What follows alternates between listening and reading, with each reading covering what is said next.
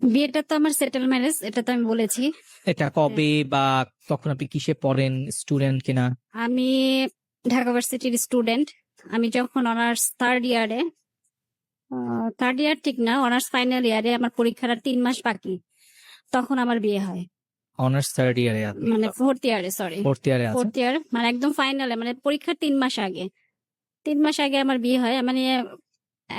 মানে একদম কি বলবো, যে আমি মানুষটা হচ্ছি হাসি খুশিতে ভরা, দুষ্টামি করতে পছন্দ করি, মানে অন্যরকম, মানে হইচই যাকে বলে সেটা নিয়ে থাকতে খুব পছন্দ, এরকম একজন মানুষ। তো বিয়ে করলাম, বাবা মার পছন্দ অনুযায়ী বিয়ে করলাম। প্রেম আমি ওইভাবে কখনো করি নাই, কারণ যেহেতু আমার ভাই বোন আছে আরো, আমি যে পথে যাব তারাও সে পথে আপনি যাবে। ফ্যামিলিতে সবচেয়ে বড়? জি, বড়। আচ্ছা, আপনার ফ্যামিলিটা সম্পর্কে একটু শুনি তাহলে আমরা শুরুতে। আপনার পরিবার সম্পর্কে, আপনার বাবা মা, আপনার কয় ভাই বোন? এই তো আমার বাবা মা, আমরা 3 ভাই বোন। 3 ভাই বোন। হ্যাঁ, এবং আপনি হচ্ছেন বড়। বড়। তো আপনি বলছিলেন যে অনার্সে আপনি ফোর্থ ইয়ারে, তখন আপনার পারিবারিক ভাবে বিয়ে হয়েছে এবং আপনি ঢাকা ইউনিভার্সিটির স্টুডেন্ট। জি জি। তো আপনি কি পরিবারের সাথেই থাকতেন? হ্যাঁ হ্যাঁ, পরিবারের সাথে ফ্যামিলি ঢাকাতে সেটেল? ঢাকাতে সেটেল। তো আপনার মানে জীবনে অনার্স ফোর্থ ইয়ার মানে তো একটা মানুষের পুরোপুরি তার ম্যাচিউর লেভেল চলে আসছে। তো এর ভিতরে আপনার কোনো প্রেম হয় নাই বা প্রেম করতে ইচ্ছে করেনি বা এরকম কি? প্রেম লাইফে আসে নাই এটা বললে ভুল হবে। হ্যাঁ, অনেক ভাবেই, অনেক দিক থেকেই আমি অফার পেয়েছি। বাট যেটা ছিল সেটা হচ্ছে যে ওই যে একটা প্রতিবন্ধকতা ছিল, যে আমি যে পথে যাব সেই পথে আমার ছোট ভাই বোনরা যাবে, বা আমাকে ফলো করবে, বা আমার দিকে আঙ্গুল উঁচু করে কথা বলবে যে হ্যাঁ আপা পেরেছে, আমরা পারবো না কেন। আচ্ছা, যার জন্য আমি কখনো ওই পথে যাই নাই। যখনই যেটা অফার এসছে, হ্যাঁ তারা বড় ভাই, সিনিয়র ভাই, অথবা আমার ফ্রেন্ড, এইভাবেই আমার চলে গেছে দিন। আমি কখনো ওই দিকটাতে আমি কখনো মানে হাঁটি নাই ওই পথে। আমার হচ্ছে ফ্যামিলির প্রতি একটা রেসপন্সিবিলিটিস এর জায়গা থেকে প্রেম থেকে নিজেকে সরিয়ে রেখেছি। এরপর পরিবার থেকেই বিয়েটা হলো? হ্যাঁ হ্যাঁ, পরিবার থেকেই। কিভাবে বিয়েটা কিভাবে হলো? মানে ফ্যামিলি থেকে কে, মানে আপনার বাবা মা পছন্দ করে বিয়েটা হয়েছিল? এটা আসলে মেইনলি আমার মামা আমাকে পছন্দ করে বিয়েটা দিয়েছে। বিয়েটা পছন্দ করেছিল, কিন্তু আমার বাবা আসলে কেন যেন আমি জানি না, মানে শুরু থেকে সে রাজি ছিল না। আচ্ছা, মানে তার পছন্দ না। সে কিন্তু তখন ছেলে দেখেও নাই, বাট তার পছন্দ না। আচ্ছা, তারপরেও যাই হোক, সবাই মিলে বোঝানোর কারণে বিয়েতে রাজি হলো। আপা মানে এমন কিছু নাই যে সে আমাকে বিয়েতে দেয় নাই। মানে খুবই ঘটা করে, মানে অন্যরকম একটা একদম রাজকীয় অবস্থায় বিয়েটা হলো। মানে বিয়েটা দুটো পরিবারের সম্মতিতে হয়েছে? হ্যাঁ হ্যাঁ, দুটো পরিবারের সম্মতিতেই হয়েছে। পরে আপনি, একটা হয় না যে একজন মানুষকে আমি চিনি না, জানি না, তার সাথে আমার বিয়ে হতে যাচ্ছে, এবং আপনি তো ঢাকা ইউনিভার্সিটির মতো একটা জায়গায় পড়াশোনাও করেছেন। তো এরকম অবস্থায় প্রথম যখন মানুষটা সম্পর্কে জানলেন যে এর সাথে আমার বিয়ে হতে যাচ্ছে, সেই সময় আপনার রিয়াকশন কি ছিল? আজকে 25 বছর পরে আবার প্রশ্ন করছি আপনাকে। ঠিক সেই মুহূর্তে যেমন ওইভাবে ভাবি নাই, বাট আমার চাচা যখন আমাকে জিজ্ঞেস করলো তোমার পছন্দের কেউ আছে কি, বা আমরা কি ধরনের ছেলে দেখবো, তা আমি তাকে বললাম যে কাকা আমার তো কালো, তা আমার জন্য আপনি একটা ফর্সা ছেলে দেখবেন। বলে তোমার আর কিছু লাগবে না? বললাম না, আমার আর কিছু লাগবে না, ফর্সা ছেলে হলেই হলো। তো এটা নিয়ে আর চিন্তা ভাবনা ওরকম আমি করি নাই। যাই হোক, আমার হাজবেন্ড যখন আমাদের বাসায় আসলো প্রথম দিন, তাকে দেখলাম, দেখেও তাকে ভালোই লাগলো, খারাপ লাগে নাই আমার। তারপরে আমার আংটি পরানো হলো, কাবিন হলো। আমার অবশ্য কাবিনটা আগেই হয়েছে, আংটিটা পরে পরাইছে। পরানোর পরে আমাদের আশেপাশের যারা, তারা বলতেছে আল্লাহ, তোকে তো একটা বয়স্ক লোকের সাথে বিয়ে দিল। হ্যাঁ, মানে আমার হাজবেন্ড আমার চাইতে প্রায় 12 বছরের বড়। আপনার হাজবেন্ড আপনার সাথে 12 বছরের বড়? হ্যাঁ। এই ব্যাপারটা নিশ্চয়ই, আপনি যেহেতু একজন এডুকেটেড মানুষ, আপনি তো সেই সময় জেনেই বিয়ে করেছেন? হ্যাঁ হ্যাঁ, আমি জেনেই বিয়ে করেছি। কিন্তু তারপরে ওই যে একটা ব্যাপার আসছে না, যে ধরেন আমি চোখে দেখলাম, সেটা আমার খারাপ লাগলো না, কিন্তু কেউ যখন আঙ্গুল দিয়ে দেখাই দিল তখন একটু খারাপ লাগলো, বা ফোড়ন কাটলো তখন একটু খারাপ লাগলো। তো যাই হোক, তখন একটু খারাপ লাগলো, লাগার পরে আর কিছু বললাম না আমি। আচ্ছা ঠিক আছে, যেটা হওয়ার সেটা তো হয়েই গেছে, সেটা নিয়ে তো এখন আমি আর কিছু বলতে পারবো না। তারপরে আচ্ছা বিয়েটা হলো, ভালোই। বিয়েটা হওয়ার পরে যেহেতু আমি বাই বর্ন ঢাকা, আমি এখানেই বেড়ে উঠছি, এখানেই আমার সবকিছু, তো ওদের আবার সবকিছুই ঢাকার বাইরে। ওদের গ্রাম যেখানে, ওখানে আর কি সবকিছু। তো একটা খটকা তো প্রথমেই খাইলাম। তারপরে আচ্ছা যাই হোক ভাড়া বাসা নিল, সেখানে আমি উঠলাম। ওঠার পরে তখন একটু খটকা লাগতো যে এই আব্বা এটা আমাকে কেমন একটা বিয়ে দিল, এই বয়সে ঢাকা শহরে বড় হইলাম, বিয়ে শাদী দিবে, একটু বাড়ি গাড়িওয়ালা দেখে কিছুই দেখলো না, বিয়ে দিয়ে দিল। তো প্রথম প্রথম একটু খারাপ লাগতো, তো কিন্তু তখন যেটা হতো যে আমার হাজবেন্ডের আচরণ, তার যে ভালোবাসা, তার যে আদর স্নেহ যত্ন, হুম, তাতে কিন্তু আমি আস্তে আস্তে আস্তে আস্তে তার প্রতি পুরাটাই মানে মানে ওই বিষয়গুলো আর মুখ্য রইলো না আর কি। না না না, ওগুলো কোনোটাই মুখ্য ছিল না। হুম, তখন আমি যাই হোক আল্লাহ যা করে ভালোর জন্যই করে, ওকে, এরকম কিছু একটা যে না ঠিক আছে, এটাই আমার জন্য ঠিক, বা জন্ম মৃত্যু বিয়ে তো আল্লাহর হাতে, রাইট, আল্লাহ যেহেতু আমাকে এখানে দিয়েছে এটাইতে আমি ভালো, আমি বেস্ট হ্যাপি। ওকে, আমার কোনো মানে এটা নিয়ে কোনো দুঃখ নাই, খেদ নেই, ভালোই। আমি ইউনিভার্সিটিতে যেতাম, পরীক্ষা দিতে যেতাম। আমি যখন অনার্স মানে ফাইনাল পরীক্ষা যখন দেই তখন আমি অলরেডি কনসেপ্ট করেছি। তো সে আমার জন্য ভার্সিটিতে যেয়ে দাঁড়ায় থাকতো, নিয়ে আসতো, সবকিছুই ঠিক ছিল। তো পরীক্ষা টরীক্ষা শেষ হলো, তারপরে যে জিনিসটা হলো সে মানে চায় যে আমি আমার বাবার বাড়ি মানে একটু বেশি টাইম থাকি, এই জিনিসটা। এটা হওয়ার পরে আমার বাবা যেমন আমাকে তখনই বললো যে তুমি এই সংসার করো না, তুমি চলে আসো। এটা হলো আমার বিয়ের 2 মাসের মাথায়, যে তুমি আর এর সাথে থেকো না, আমি চাই না তুমি এই সংসারটা করো, তুমি চলে আসো। আচ্ছা, তো এটা যখন বলে তখন আলটিমেটলি আমি আর আব্বার সাথেই যোগাযোগ বন্ধ করে দিই, ওকে, আমি চলে যাই আমার বাসায়। তো ওইভাবেই আমি থাকি, আমার সংসারটা ওইভাবেই চলে। তারপরে আমার ছেলে হয়, ছেলে হওয়ার পরে আব্বা আম্মাই আমার ছেলেকে দেখাশোনা করে। আচ্ছা, আমার তারপরে হচ্ছে মেয়ে হয়, মেয়েকেও আমার বাবাই মানে পুরাপুরি মানে আমার সন্তানদের আমার বাবা মাই দেখাশোনা করে। এটার মধ্যে কোনো ইয়া নাই, বেশ ভালোই চলতেছি, ভালোই চলতেছি। চলার পরে মানে সব দিক দিয়েই মানে সুখী। মানে ভালোবাসা যেটুকু মানে কমতি ছিল তখন মনে করেন যে আরেকটু বেড়ে গেল হুম, তার প্রতি, যে না আমার মতো হ্যাপি কেউ নাই। আচ্ছা, আমি আমি সবচেয়ে সুখী। আমি যখন যেখানে যেতে চাচ্ছি, যেটা খেতে চাচ্ছি, যেটা পড়তে চাচ্ছি, ইভেন আমি আমার কি কাপড় চোপড় লাগবে, কি লাগবে বা লাগবে না, কোনো কিছুই তাকে বলতে হয় না। আচ্ছা। সব আমার একটা প্রশ্ন হচ্ছে যে প্রতিটা বাবা মা তো তার মেয়ে বা তার ছেলের ভালোটা চান, হুম হুম তো নিশ্চয়ই আপনার বাবা মাও তাই। তো অবশ্যই। আমার কথা হচ্ছে বিয়ের ঠিক 2 মাসের মাথায় আপনার বাবা যখন মানে এই ধরনের একটা অফার আপনাকে দিল, এইটার কারণটা কি আপনি আপনার বাবার সাথে কথা বলেছিলেন বা তখন জানতে চেয়েছেন বা তখন কি বিষয়টা কেন আপনি কি কারণ তৈরি হলো এরকম কিছু একটা? আমি আব্বাকে কখনো প্রশ্ন করি নাই এটা নিয়ে, কেন যে মানে আপনি হঠাৎ করে একজন মানুষ কেন। আপনার হাজবেন্ডকে? কিন্তু আমার বাবার কেন জানি মনে হচ্ছিল, সে আমাকে একদিন বলছিল যে তুমি তো এই সংসারটাতে তো আবার ফিরে গেলা, কিন্তু তোমার কপালে তো অনেক দুঃখ আছে। আচ্ছা, তুমি যে এই সুখটা এখন দেখতেছো, এই সুখটা তোমার ভবিষ্যতে থাকবে না, তুমি তো অনেক কষ্টে পড়বা। আচ্ছা, তোমাকে আমি বললাম, তুমি বুঝলা না আমার কথাটা। ওকে, তা আমি আর এটা নিয়ে ঘাটাইনি, কারণ আমার মাথায় একটা জিনিসই ছিল যে বিয়ে যখন একজনকে করছি একজনের সাথেই থাকবো। আচ্ছা, আমি কেন ঘর ভেঙে আবার চলে যাব? আমি কেন মানুষের কথার মুখপাত্রী হব? আমি যদি মানুষের কথাই শুনতাম তাহলে তো আমি স্টুডেন্ট লাইফে প্রেমই করতে পারতাম। ওকে, তাহলে আঙ্গুল তুলে সবাই আমাকে তখনও বলতে পারতো। আচ্ছা, তো সেই সুযোগটা যেহেতু আমি তখন দেই নাই, আমি এখন কেন দেব? ওকে। এটা তো আপনার বাবার মতামত ছিল। জি। আর আপনার মা? আমার মা কখনো আমাকে ওই ব্যাপারে কিছু বলে নাই, যে আচ্ছা, চলে আসো বা কি বা এই সেই, আচ্ছা, কখনোই সে কিছু বলতো না। কিন্তু সেও যে মনে মনে খুব একটা চাইতো, সেটা আমি বুঝতে পারতাম যে সেও খুব একটা চাইতো না। স্বাভাবিক যে মানে হ্যাঁ আপনি হ্যাঁ, যে আমি সম্পর্কটা থাকেন। সংসারটা থাকি। খুবই অদ্ভুত একটা ব্যাপার। আমি একটু দর্শকদের কাছে যেতে চাই। মানে পরিবার থেকেই বিয়েটা কিন্তু হলো। মানে আজকে যার সাথে আমরা কথা বলছি এমন না, মানে গল্পের মাঝখানে যদি কেউ শোনেন তাহলে কিন্তু ভাববেন যে বাঁধন রহমান বোধহয় প্রেম করে বিয়ে করেছেন বা না করলো 2 মাস পরে ফিরে আসো। কিন্তু ব্যাপারটা পুরোই অন্যরকম। মানে এখানেই আসলে আজকের গল্পের টুইস্ট যে মানে পারিবারিকভাবে বিয়ে হলো। একটা মেয়ে ঢাকা ইউনিভার্সিটির মতো জায়গায় পড়াশোনা করছেন, তার সাথে 4th ইয়ারে গিয়ে একটি ছেলের পারিবারিকভাবে বিয়ে হলো, কিন্তু বিয়ের 2 মাসের মাথায় বাবা বলছেন যে না এই সংসারটা তুমি করতে পারবে না, তুমি চলে আসো। মায়েরও সেখানে একটা সায় আছে, হয়তো সুপ্ত সায়। কেন সেই প্রশ্নটা আমার মাথায় ঘুরপাক খাচ্ছে। দেখি গল্প সামনে আগাক, তাহলে নিশ্চয়ই আরো ক্লিয়ার হব। আর আপনি যদি বাঁধন রহমানের মতো আমাদের এখানে আসতে চান, এখন রেজিস্ট্রেশন করে ফেলুন। শুরুতে RLS স্পেস আপনার নাম, আপনার লোকেশন আর আপনার প্রফেশন নিজের মোবাইল থেকে ট্রাই করতে হবে, পাঠাতে হবে 26969 এ। RLS শুধু তারা লিখবেন যারা আসতে চান, আগামী সপ্তাহে এই হট সিটে বসতে চান। হয় রাত বিরাতে এখানে আসতে হবে। সো যারা আসতে পারবেন না তারা রেজিস্ট্রেশনটা দয়া করে করবেন না। লাইভ যারা দেখছেন বিনীতভাবে অনুরোধ করব যে প্রত্যেকে বিভিন্ন গ্রুপে এবং পেজে এবং অবশ্যই নিজের টাইমলাইনে ভিডিওটা শেয়ার করে ফেলেন। চলেন, তারপরে কি হলো?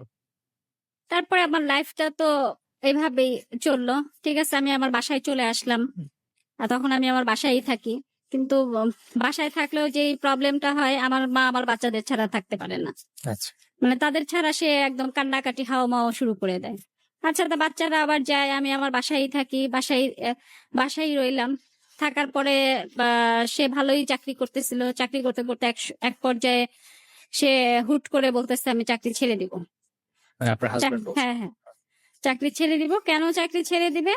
কারণ হচ্ছে কি বলে, সে ওখানে ইয়া করতে পারতেছে না, প্রতিষ্ঠানটা ছোট হয়ে যাবে, এই সেই বলে আলটিমেটলি সে একদিন চাকরি ছেড়ে দিয়ে সে চলেই আসছে। কেউ জানেও না যে সে চাকরি ছেড়ে দিছে। পরে অফিস থেকেই তাকে খুঁজতে আসলো। অফিস থেকে যখন খুঁজতে আসলো তখন জিজ্ঞেস করলো যে, মানে আমার হাজবেন্ডের কথা জিজ্ঞেস করলো সে কোথায়। তা বললাম কেন, সে তো অফিসে। বলে না, সে তো অফিসে যায় নাই, সে অফিস থেকে চাকরি ছেড়ে দিয়ে চলে আসছে। আচ্ছা, পরে যাই হোক, সে সেদিন বাসায় ছিল না। পরের দিন তারা আবার আরেকদিন আসলো, জিজ্ঞেস করলো। পরে সেদিন বাসায় ছিল, যে আবার তাকে ধরে নিয়ে গেল। ধরে নিয়ে যাওয়ার পরে সে আবার চাকরি শুরু করলো। তো এখানে একটা কথা বলি, সেটা হচ্ছে যে আমার হাজবেন্ড একজন মানুষ যে হচ্ছে, মানে এই যুগে ওই রকম মানুষ পাওয়া যায় না। ওকে, এতটাই সহজ সরল, এতটাই ভালো, প্লাস হচ্ছে এতটাই অনেস্ট। মাশাআল্লাহ। সে অনেস্টের কারণেই তারা আবার তাকে এসে ধরে নিয়ে গেল। আবার চাকরিতে গেল। চাকরিতে যাওয়ার পর আচ্ছা চাকরি করলো। করতে করতে একটা পর্যায়ে এসে সে আবার ধুম করে চাকরি ছেড়ে দিল। চাকরি ছেড়ে দিল। আর জিজ্ঞেস করলাম কেন তুমি চাকরিটা ছেড়ে দিলা? সে না, সে ওখানে তার পোষাবে না, কারণ কোম্পানিটা আর চলবে না, এরকম। তো তারপর আবার আবার সে ওখানে জয়েন করলো। চাকরিটা ছেড়ে দিয়ে আবার সে ওখানে জয়েন করলো।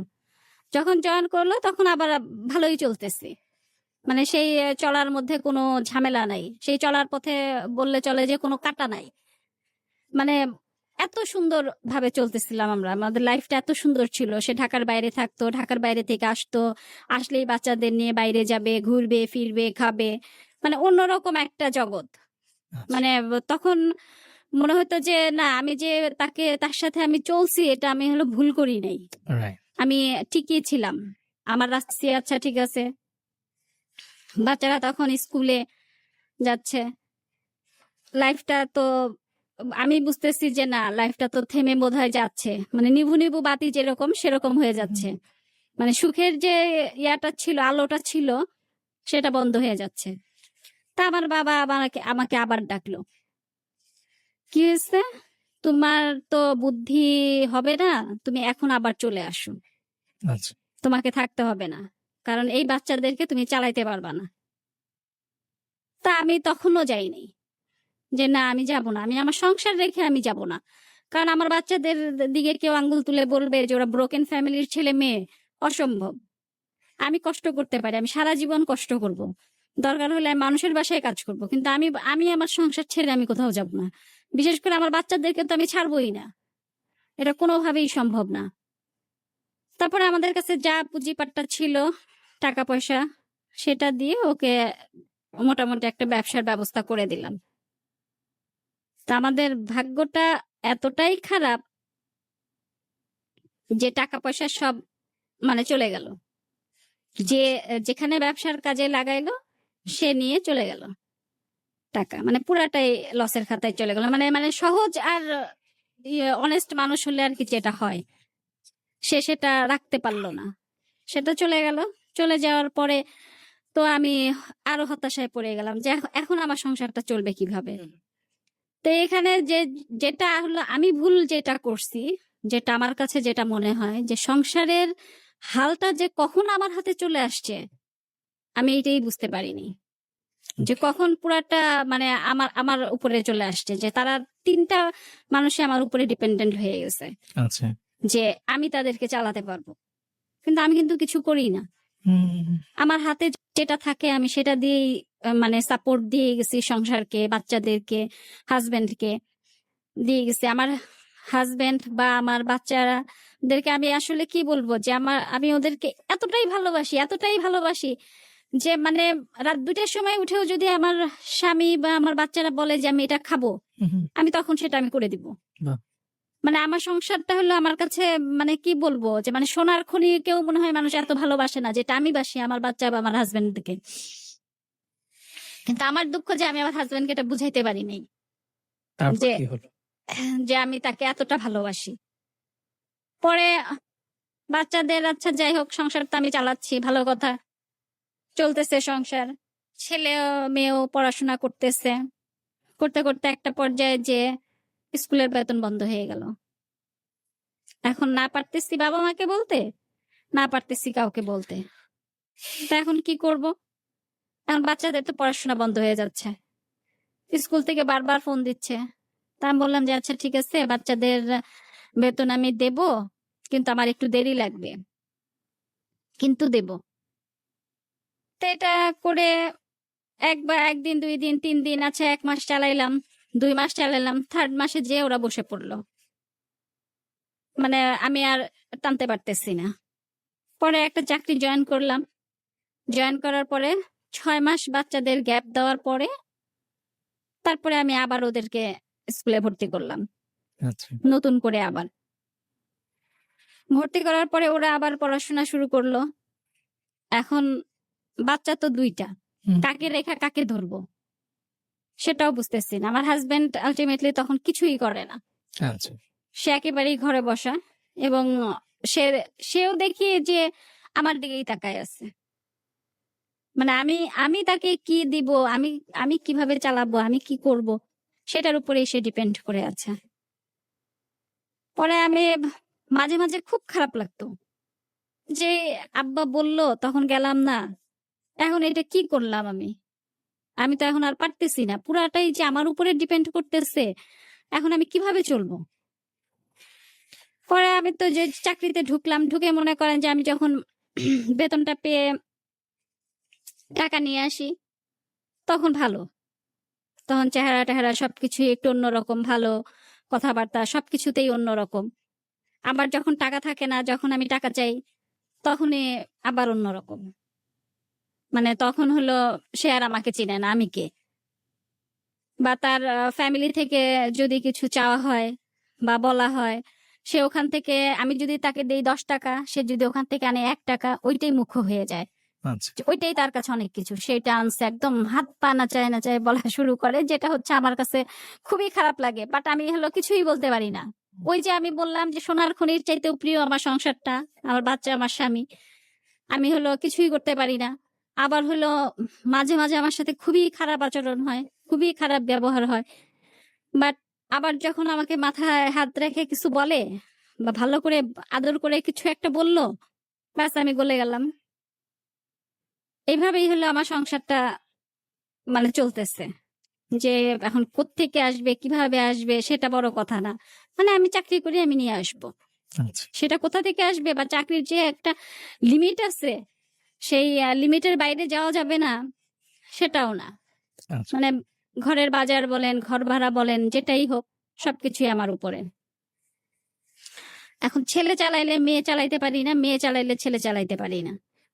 সে এর মধ্যে মানে এর মধ্যে আর এই 2004-এর পরে সে যে টাকাগুলো লস খাইলো, তারপরে আর মানে কোনো কিছুই সে করতে পারে না। মানে যেখানেই যাচ্ছে লস খাচ্ছে ব্যবসায়।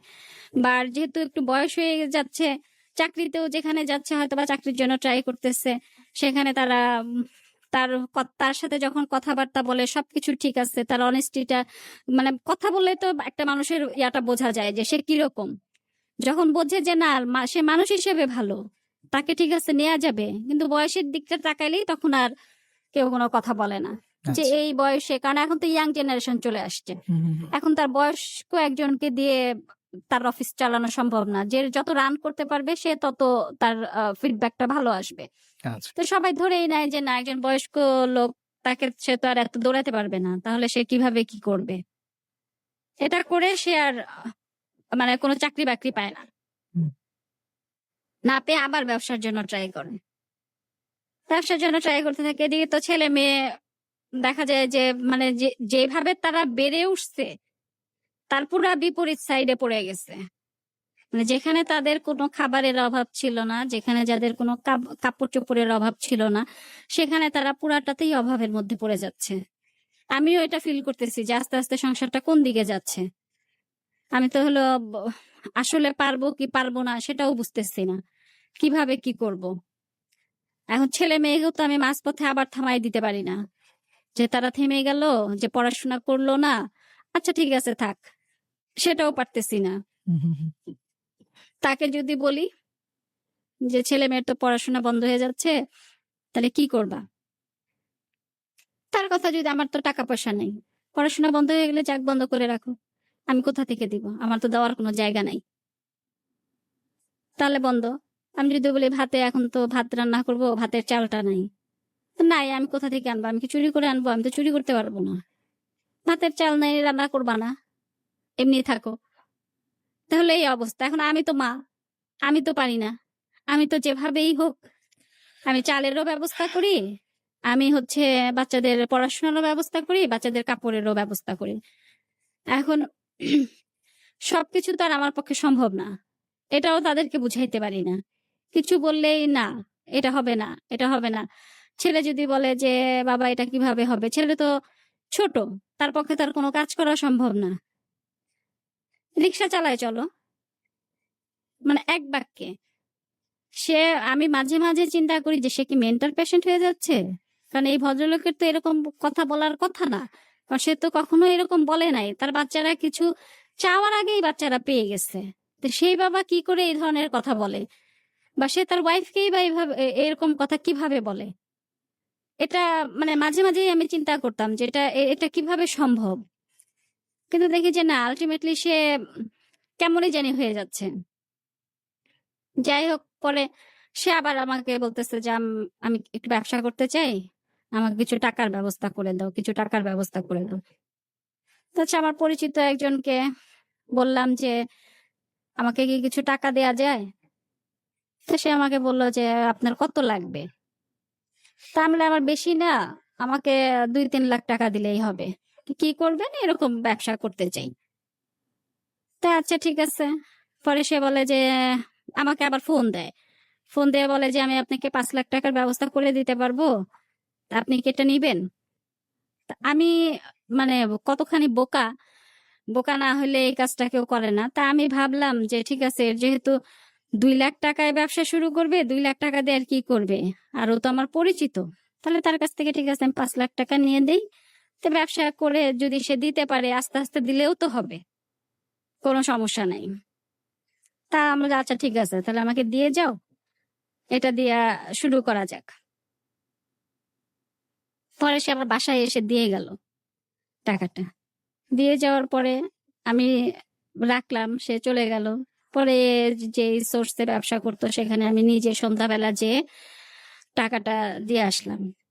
দিয়ে আসার পরে মানে এটা যে আমার কষ্টের লাইফটা শুরু, মানে শুরুটা যে মানে কতখানি কষ্টের, আমার এটা চিন্তা করলে এখনো মানে অস্থির লাগে। আমি নিজে যে সেখানে টাকাটা দিয়ে আসলাম, যেখান থেকে সে মাল কিনলো, ট্রাক ভর্তি ভর্তি মাল দেখে তখন আমি চিন্তা করলাম যে এই যে মালগুলো নিল, এই মালের ভিতরে কি ভালো জিনিস আছে? আমি কিন্তু তাকে তখনও জিজ্ঞেস করছি। এবং যে লোকটাকে মাধ্যমে এসে কিনলো সে বলে কি, ম্যাডাম আপনি চিন্তা করেন না, এই যে এখানে যে টাকার মাল নিচ্ছে তার ডবল টাকা আপনার ঘরে আসবে। এটা যখন বললো তখন আমি আরো কনফিউজড হয়ে গেলাম।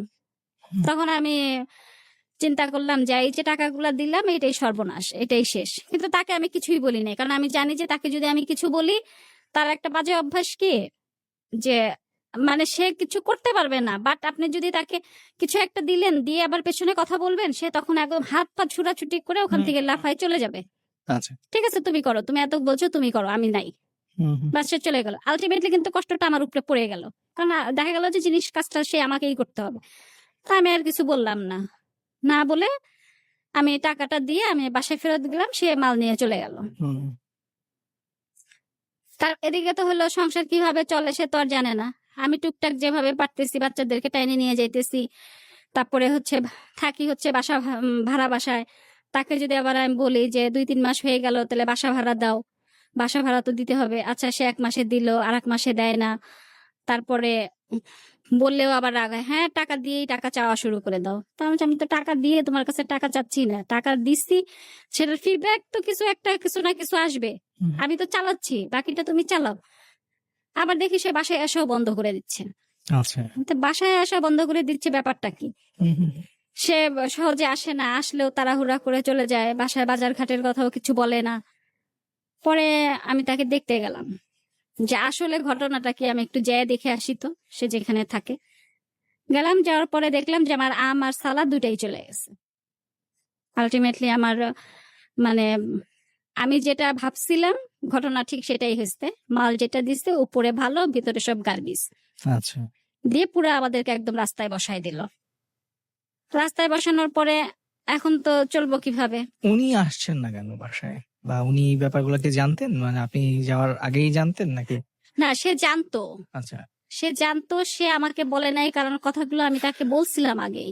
আচ্ছা, বলার পরে সে আমার সামনে এসে দাঁড়াবে কিভাবে, আচ্ছা, এটা চিন্তা করে সে আর আমার সামনে আসে নাই। ওকে, মানে তার প্রবলেমটা হচ্ছে সে মানুষকে এতটাই বিশ্বাস করে যে তাকে যা বলে তাই সে বিশ্বাস করে, আচ্ছা, যে হ্যাঁ এটাই ঠিক। সে বলছে, তাকে যদি আমি কিছু বলতাম সে বলতো যে না, মানুষকে অবিশ্বাস করা যাবে না। মানুষকে যদি অবিশ্বাস করো তাহলে জগতে বাস করবা কিভাবে? তখন মানুষ যে তার ক্ষতি করতে করতে শেষই করে দিল, এটা আমার ধারণা সে এখনো বোঝে নাই।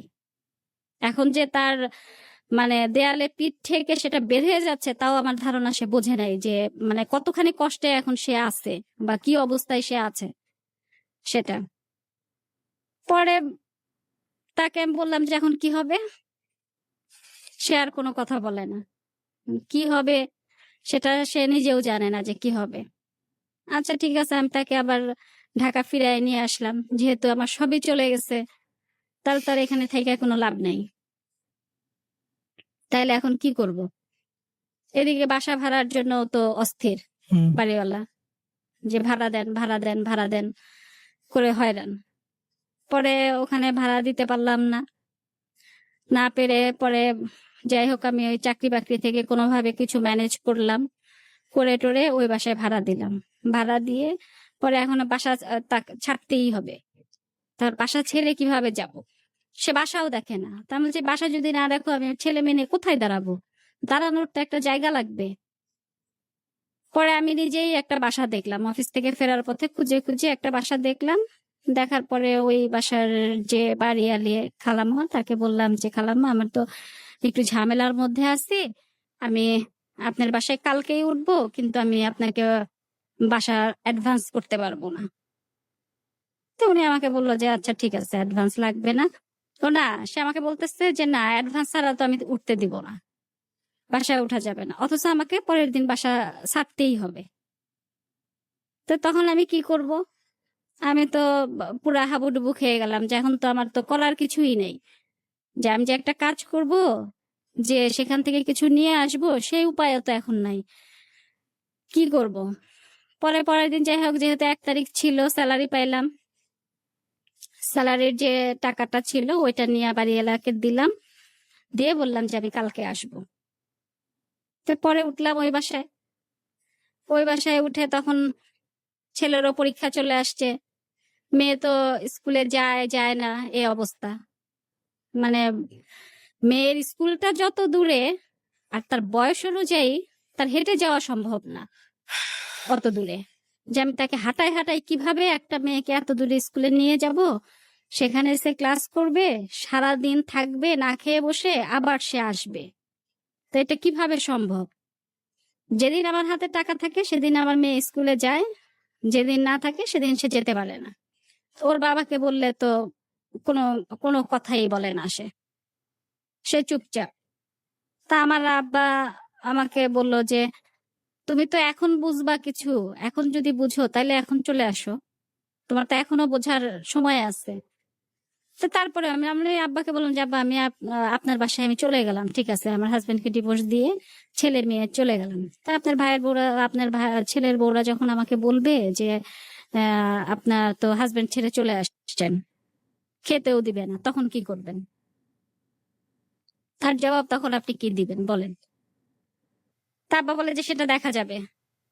আমি একটা জায়গাতে একটু জাস্ট আমার মানে বারবারই ভাবছি আর কি, গল্পটা যতই শুনছি যে আপনার বাবা আপনার দায়িত্ব নিতে চাচ্ছেন, আপনার সন্তানের দায়িত্ব নিতে চাচ্ছেন, কিন্তু আপনার হাজবেন্ডকে ডিভোর্স দেওয়ার ব্যাপারে মানে এই ডিসিশনটা মানে এরকম কেন? মানে জিনিসটা তো উনি তো দায়িত্ব যদি নিতে পারেন যে ঠিক আছে, যেহেতু জামাই, সো যে কোনো জব দেয়া হোক বা যে কোনো ডিসিশন নেওয়া, উনি তো ওনার জায়গা থেকে সেই ডিসিশনটা নিতে পারতেন।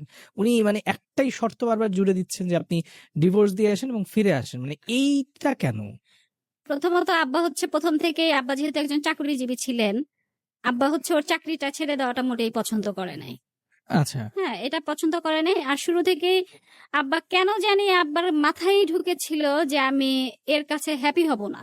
তাহলে বিয়েটা কি করে হলো? মানে হ্যাঁ, বাবার মার অপছন্দ তো নিশ্চয়ই বিয়ে হয়নি। বিয়েটা বিয়েটা আসলে যে আমি শুরুতেই কিন্তু বলছি যে আমার বাবার কিন্তু পছন্দ ছিল না।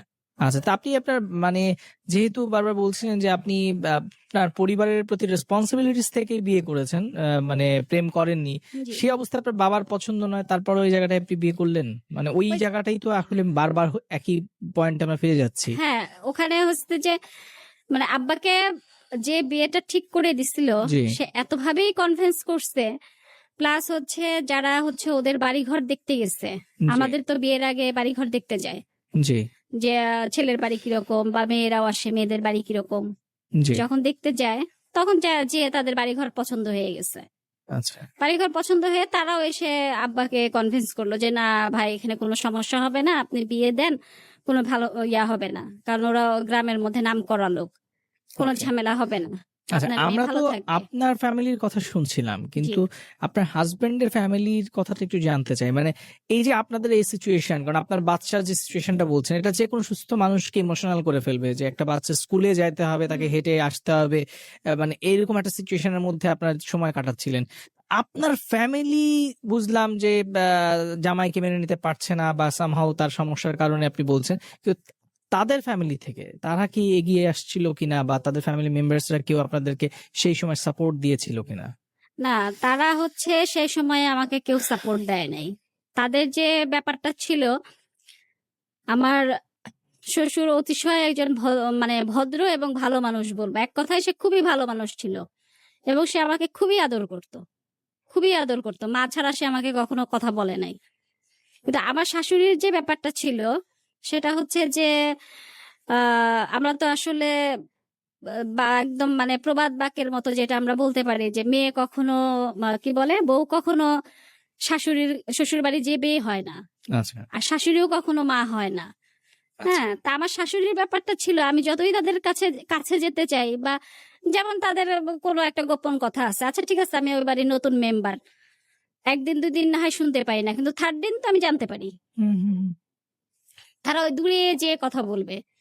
আচ্ছা, এটা আমার খুব দৃষ্টিকটু লাগতো। আমি আমার হাজবেন্ডকেও বলছি যে আচ্ছা আমি তো এই বাড়িরই মেম্বার, তাহলে তোমরা আমার সামনে বলতে সমস্যাটা কোথায় তোমাদের? তোমরা ওই দূরে যে কথাগুলো বলো কেন বলো? এটা তো না বললেও পারো। আর আরেকটা ব্যাপার ছিল যে আমার শাশুড়ি সবসময় মানে যেহেতু আমি ওই বাড়ির বউ, আমি আশাই করতে পারি যে যেকোনো কথা সে আমাকে বলবে, তা না। সে হলো তার মেয়েদেরকে ছাড়া সে চলতে পারে না। আচ্ছা, মানে তার মেয়েরা তাকে যেটা বলবে সে সেটাতে বিশ্বাসী। ওকে। মানে যেকোনো ব্যাপার ডিসিশনটা তার মেয়েরা নেবে। তো এটা হচ্ছে আমার খুবই অপছন্দের একটা ব্যাপার ছিল। এটা শুধু আমার অপছন্দের ব্যাপার বললে ভুল হবে, এটা আমার শ্বশুরেরও খুব অপছন্দের একটা ব্যাপার ছিল এবং আমার শ্বশুর আমাকে সবসময় বলতো যে মা এই জিনিসটা থেকে কখনো তুই বের হতে পারবি না, কারণ তোর শাশুড়ি ওই মেয়েদের কথা শুনবেই, আমি শুধরাতে পারি নাই তাকে, তুই কিভাবে তাকে শুধরাবি?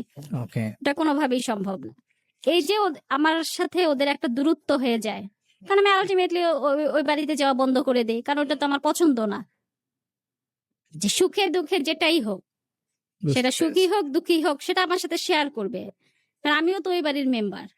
যখন দেখতাম যে না বা এটা হবে না, হুম, বা আমি ছোট্ট একটা কথা আমার শাশুড়িকে বললাম, আহ, আমার আমি একটা জিনিস খুব গ্যারান্টি দিয়ে বলতে পারি, সেটা হচ্ছে যে আমার শ্বশুর শাশুড়ি বা আমার শ্বশুর বাড়ির লোকজন কেউ বলতে পারবে না যে আমি কখনো তাদের সাথে ঝগড়া করছি বা আচ্ছা। কটু কথা বলছি হুম। বা তাদের এগেনস্টে কোনো কথা বলছি, এটা কেউ বলতে পারবে না।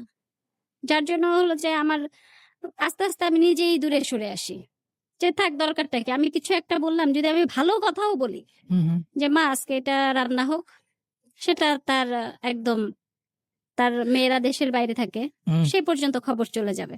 বুঝতে পেরেছি। তার মানে আপনার শ্বশুর বাড়ির সাথে আপনার একটা ডিসটেন্স ক্রিয়েট হয়ে হ্যাঁ যায় হ্যাঁ আপনার শাশুড়ির কারণে। হ্যাঁ হ্যাঁ, কারণ হলো যে যেহেতু সে আমাকে ওইভাবে আমার কথা হলো যে আমি যেটা বলছি আচ্ছা ঠিক আছে, সেটা তুমি করো, হুম। কিন্তু সেটা তো ঢোল পিটিয়ে সব জায়গায় বলার দরকার নাই। না, সেটা সব জায়গায় বলবে। তারপরে হচ্ছে সে চায় যে আমি তার মেয়েদের খুব ভজি, হুম। মানে খুব, মানে জিহুজুর করে চলি, কিন্তু আমার পক্ষে তো এটা সম্ভব না। আচ্ছা, ওকে। আমি খুবই স্বাধীন চেতা মানুষ। আমি আমার মতো করে ভালো থাকতে চাই সবাইকে নিয়ে। আচ্ছা। আমি ছোটবেলা থেকে আসলে একা বড় হই নাই, তো যার জন্য আমি একা থাকতেও পারি না। বুঝতে পেরেছি। আমরা এটা আসবো। হচ্ছে আমার একটা প্রবলেম। আবার খাচ্ছিলেন সেখান থেকে শুনি আবার। তো আমার মেয়েকে আমি এখন কিভাবে পাঠাবো? সে হচ্ছে স্কুলে যাবে আসবে, এটার জন্য তো একটা ভাড়ার দরকার, টাকা লাগবে। এই টাকাটা আমি কোথা থেকে দিব? সে যাই হোক, পরে মানে যেভাবেই হোক এটা আমি অ্যারেঞ্জ করলাম। হয়তোবা সে সপ্তাহে টিচারদের কাছে গেলাম, তাদেরকে যেয়ে বললাম যে ওর তো আসলে রেগুলার আসা সম্ভব না, সপ্তাহে সে এতদিন আসবে। তো ওইভাবে আমি তাকে স্কুলে দেওয়া শুরু করলাম। স্কুলে দেওয়ার পরে দেখলাম যে না, সে যাই হোক, যেহেতু আমি আল্লাহর কাছে একটাই শুকরিয়া আদায় করি যে আলহামদুলিল্লাহ আমার বাচ্চা দুটো স্টুডেন্ট ভালো। তারা যে এত প্রতিকূল অবস্থার মধ্যেও তাদের রেজাল্ট গুলো ভালো, আল্লাহ, এটা হলো একদম গড গিফটেড। এটার সাথে মানে কোনো মানে কম্প্রোমাইজ নাই, কোনো যৌক্তিকতা নাই, কোনো কিছুই নেই। ওরা ওদের জায়গায় ওরা ঠিক আছে। তো রেজাল্ট যখন হইলো তখন দেখলাম যে না, আলহামদুলিল্লাহ রেজাল্ট ভালো হইলো, ঠিক আছে। তারপরে আমার সংসারটা তো চলতেছে কোন রকমে, মানে ওইটারে যেমন হলো বলে যে সাইকেল যেভাবে চলে সেভাবেও চলে না, মানে ঘুরায় ঘুরায় কোন রকমে চলতেছে। হাজবেন্ডকে বললাম যে কি করবা, কিছু তো একটা করতে হবে। সে না, সে মানে কিছুই পারতেছে না। এর মাঝখানে এর আগে যখন সে চাকরিটা ছেড়ে দিল, তখন আমি তাকে মার্চেন্ডাইজিং এ ভর্তি করলাম, যে আমি চাকরি করে তাকে মার্চেন্ডাইজিং এ ভর্তি করলাম, যে তুমি মার্চেন্ডাইজিং এর ট্রেনিংটা করো, এখানে তো এখন এই জিনিসটা বেশ ভালো যায়, যদি এখানে কিছু করতে পারো তাহলে ভালো। আচ্ছা ঠিক আছে, মার্চেন্ডাইজিং এ এসে 6 মাসের একটা কোর্স করলো। করার পরে যেটা হলো যে ওখানে সে একটা চাকরি পাইলো 5,000 টাকার। তো সে চিন্তা করলো, সে আর আমাকে কিছু বলে নাই, সে তখন ওখানে চিন্তা করছে যে আমি এখন 5,000 টাকার চাকরি নিব, আমার ঘর ভাড়া আছে, আমার হচ্ছে বাচ্চাদের বেতন আছে, এতে তো কিছুই হবে না। কিন্তু সে যদি তখন এই ভবিষ্যৎটা চিন্তা করতো যে আজকে আমি 5,000 টাকার চাকরিতে ঢুকলে 5 বছর পরে এইটাই আমার 5 লাখ টাকা হবে, কিন্তু সে তখন ওই বোকামিটা করে ওখানে আর ঢুকলো না। আলটিমেটলি সে আর কোনো চাকরিই পেল না। তো মার্চেন্ডাইজিং যেটা সে ট্রেনিং করছিল বা যেটা হয়, চর্চা না থাকলে কোনো কিছুই হয় না, সে ওইটাতেও কিছু করতে পারলো না।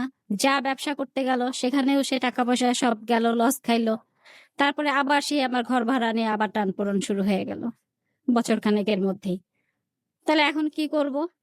এখন তো করার কোনো উপায় নেই যে এখন আমি কিভাবে সংসার চালাবো। আর এত ছোট বাসা, এর চাইতেও ছোট বাসা আমি কোথায় পাবো? এটাও তো একটা দেখার বিষয় যে আমি কিভাবে চলবো। আমি এখন এই বাচ্চাদের এই খাবারের ব্যবস্থা করব, না ঘর ভাড়ার ব্যবস্থা করব, না তাদের স্কুলে আনা নেওয়ার ব্যবস্থা করব। কোনোটাই মানে করতে পারতেছি না যে কি দিয়ে কি করব। পরে যাই হোক, খালাম্মা আলটিমেটাম দিয়ে দিল যে বাসা ছাড়তে হবে। কি বিপদে আমি আবার পড়ে গেলাম। পরে যাই হোক, খালাম্মাকে বুঝায় শোনায় আরো 2-3 মাস রইলাম। থাকার পরে তারপরে হলো আবার বাসা খোঁজা শুরু করলাম। খুঁজতে খুঁজতে দেখলাম একটা বাসা। আচ্ছা যাই হোক, সেখানে যেয়ে উঠলাম। উঠার পরে ওই ওই ভদ্রলোকরে বললাম যে আমি কোনো অ্যাডভান্স দিতে পারবো না, আমি আপনার বাসায় উঠবো। তো সে বললো যে আচ্ছা ঠিক আছে, আপনি অ্যাডভান্স দিতে না পারেন, আপনি বাসায় উঠে ভাড়া দেন। তো সে আমাকে এই উপকারটা করলো। করার পরে আমি বাসায় উঠলাম। উঠে ভাড়াটা আছে যাই হোক অনেক কষ্টে জোগাড় করে দিলাম। এখন ছেলে মেয়ে তো বসা। এখন আমি কিভাবে কি করব? মেয়েকে যাই হোক ওখানে যেমন রোড ক্রস করতে হইতো, এখানে আবার স্কুলটা একটু কাছে হইলো, যার জন্য স্কুলে তার যাওয়া আসাটা সুবিধা হইলো। তার এক ফ্রেন্ডের সাথে বললাম যে তুমি একটু ওর সাথে আসা যাওয়া করো, তাহলে আমার জন্য একটু সুবিধা হয়, তা না হলে তো ঝামেলা। আবার ঠিক টাইমে বাসা চলে আসবা। তা আচ্ছা ঠিক আছে মা। তোর ওই ফ্রেন্ডের সাথে আসা যাওয়া শুরু করলো। মাঝে মাঝে স্কুলের ভ্যানকে বললাম, ওখানে ওদের মিসকে বলে দিলাম যে একটু কষ্ট করে ওরা যদি মাঝে মধ্যে নিতে না আসতে পারি বা ওর ফ্রেন্ডের সাথে যেতে না পারে তাহলে একটু ভ্যানে দিয়েন। তো সে ভ্যানে যে দিবে, ভ্যানেরও তো ভাড়া আছে, ভ্যানের ভাড়াও 2000 টাকা। তা আমি এখন এত টাকা কোথা থেকে দিব? আবার স্কুলে কোচিংও নাকি করতে হবে, তো কোচিং এর টাকা কোথা থেকে দিব? পরে টিচারদেরকে বললাম যে ওকে হচ্ছে আপনারা ইয়াটা কমায় দেন, যা বেতন দিতে হবে সেটা একটু যদি 50% করে দেন তাহলে আমি একটু ট্রাই করতে পারি। তো এই স্যারটা খুব ভালো ছিল, সে পরে বললো যে আচ্ছা ঠিক আছে, আর ভ্যানটা হচ্ছে ফ্রি করে দিল, যে ভ্যানে ও তো আসবে না, শুধু যাবে, তাহলে ভ্যান ভাড়াটা ফ্রি থাক। তো এভাবে ও স্কুল করলো, করতে করতে তখন দেখা যায় যে ওই বেতন দিচ্ছি, ভ্যান ভাড়া, স্কুলের কোচিং এর টাকা দিচ্ছি, এদিকে আমার ঘরে খাওয়ার টাকা নেই। তো বাচ্চা কাচ্চা যাই হোক ওইভাবেই চলে, যে ঠিক আছে চলুক যেভাবে চলতেছে, এখন এর বাইরে তো আর কিছু করার নাই। আর তারাও হচ্ছে আমার উপরে ডিপেন্ডেন্ট হয়ে যাচ্ছে, যে যে কোনো জিনিস চাওয়া বা যে কোনো আবদার করা সব আমার উপরে করা শুরু হয়ে গেছে। মানে তারা তখন বাবাকে ভুলে গেছে, যে বাবাকে বলতে হবে, সেটা তাদের আর মনে নাই। তো ওর বাবা আবার হলো ওই যে কাজ যা করতো টুকটাক এনে আমাদের হাতে দিত, আর যখন পারতো না তখন সে ওই উল্টা পাল্টা কথাবার্তা, এই হলো কেন, ওই হলো কেন, সেই হলো কেন, এটা আমি পারবো না, এটা করলা কেন, ওটা করলা কেন, এই অবস্থা। পরে কাজ করতে করতে আমি যেখানে চাকরি করতাম ওটা হলো অফ হয়ে গেল, চাকরিটা অফ হয়ে যাওয়ার পরে আমার এক ফ্রেন্ডের কাছ থেকে মাঝে কিছু ড্রেস নিয়ে আসলাম, যে ঠিক আছে এখন যেহেতু চাকরি বাকরি নাই তাহলে একটু ড্রেস দেখি, ড্রেস যদি সেল করতে পারি তাহলে তো মোটামুটি ঘর ভাড়াটা হয়ে যাবে। তো ওইটা করে কয়দিন চললো ঘর ভাড়া, ওই ড্রেস সেলে আর কত আসে। আর এখন তো এই ব্যবসাও তো প্রচুর, এই ব্যবসার তো কোনো অভাব নাই যে শুধু আমার কাছ থেকেই নিবে এমন তো না, পরিচিত জন যারা আছে তারা তো সবার কাছ থেকেই সবাই নেয়। তো এটা নিয়ে মোটামুটি চললো, চলার পরে তারপরে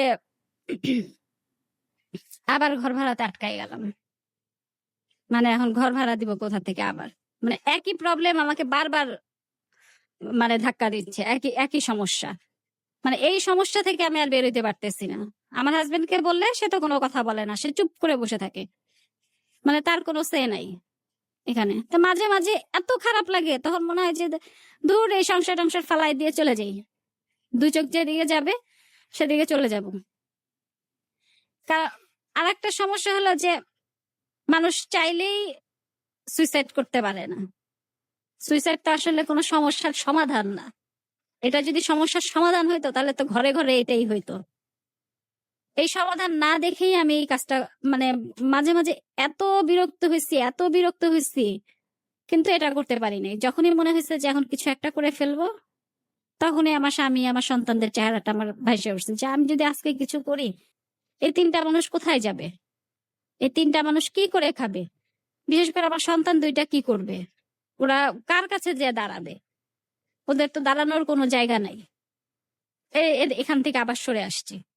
মাঝে মাঝে এটাও ভাবছি যে ওদেরকে আগে শেষ করে দিব, দিয়ে তারপরে আমি কিছু একটা করে ফেলবো, ব্যাস, তাহলে তার কোনো আমার পিছু টান রইল না।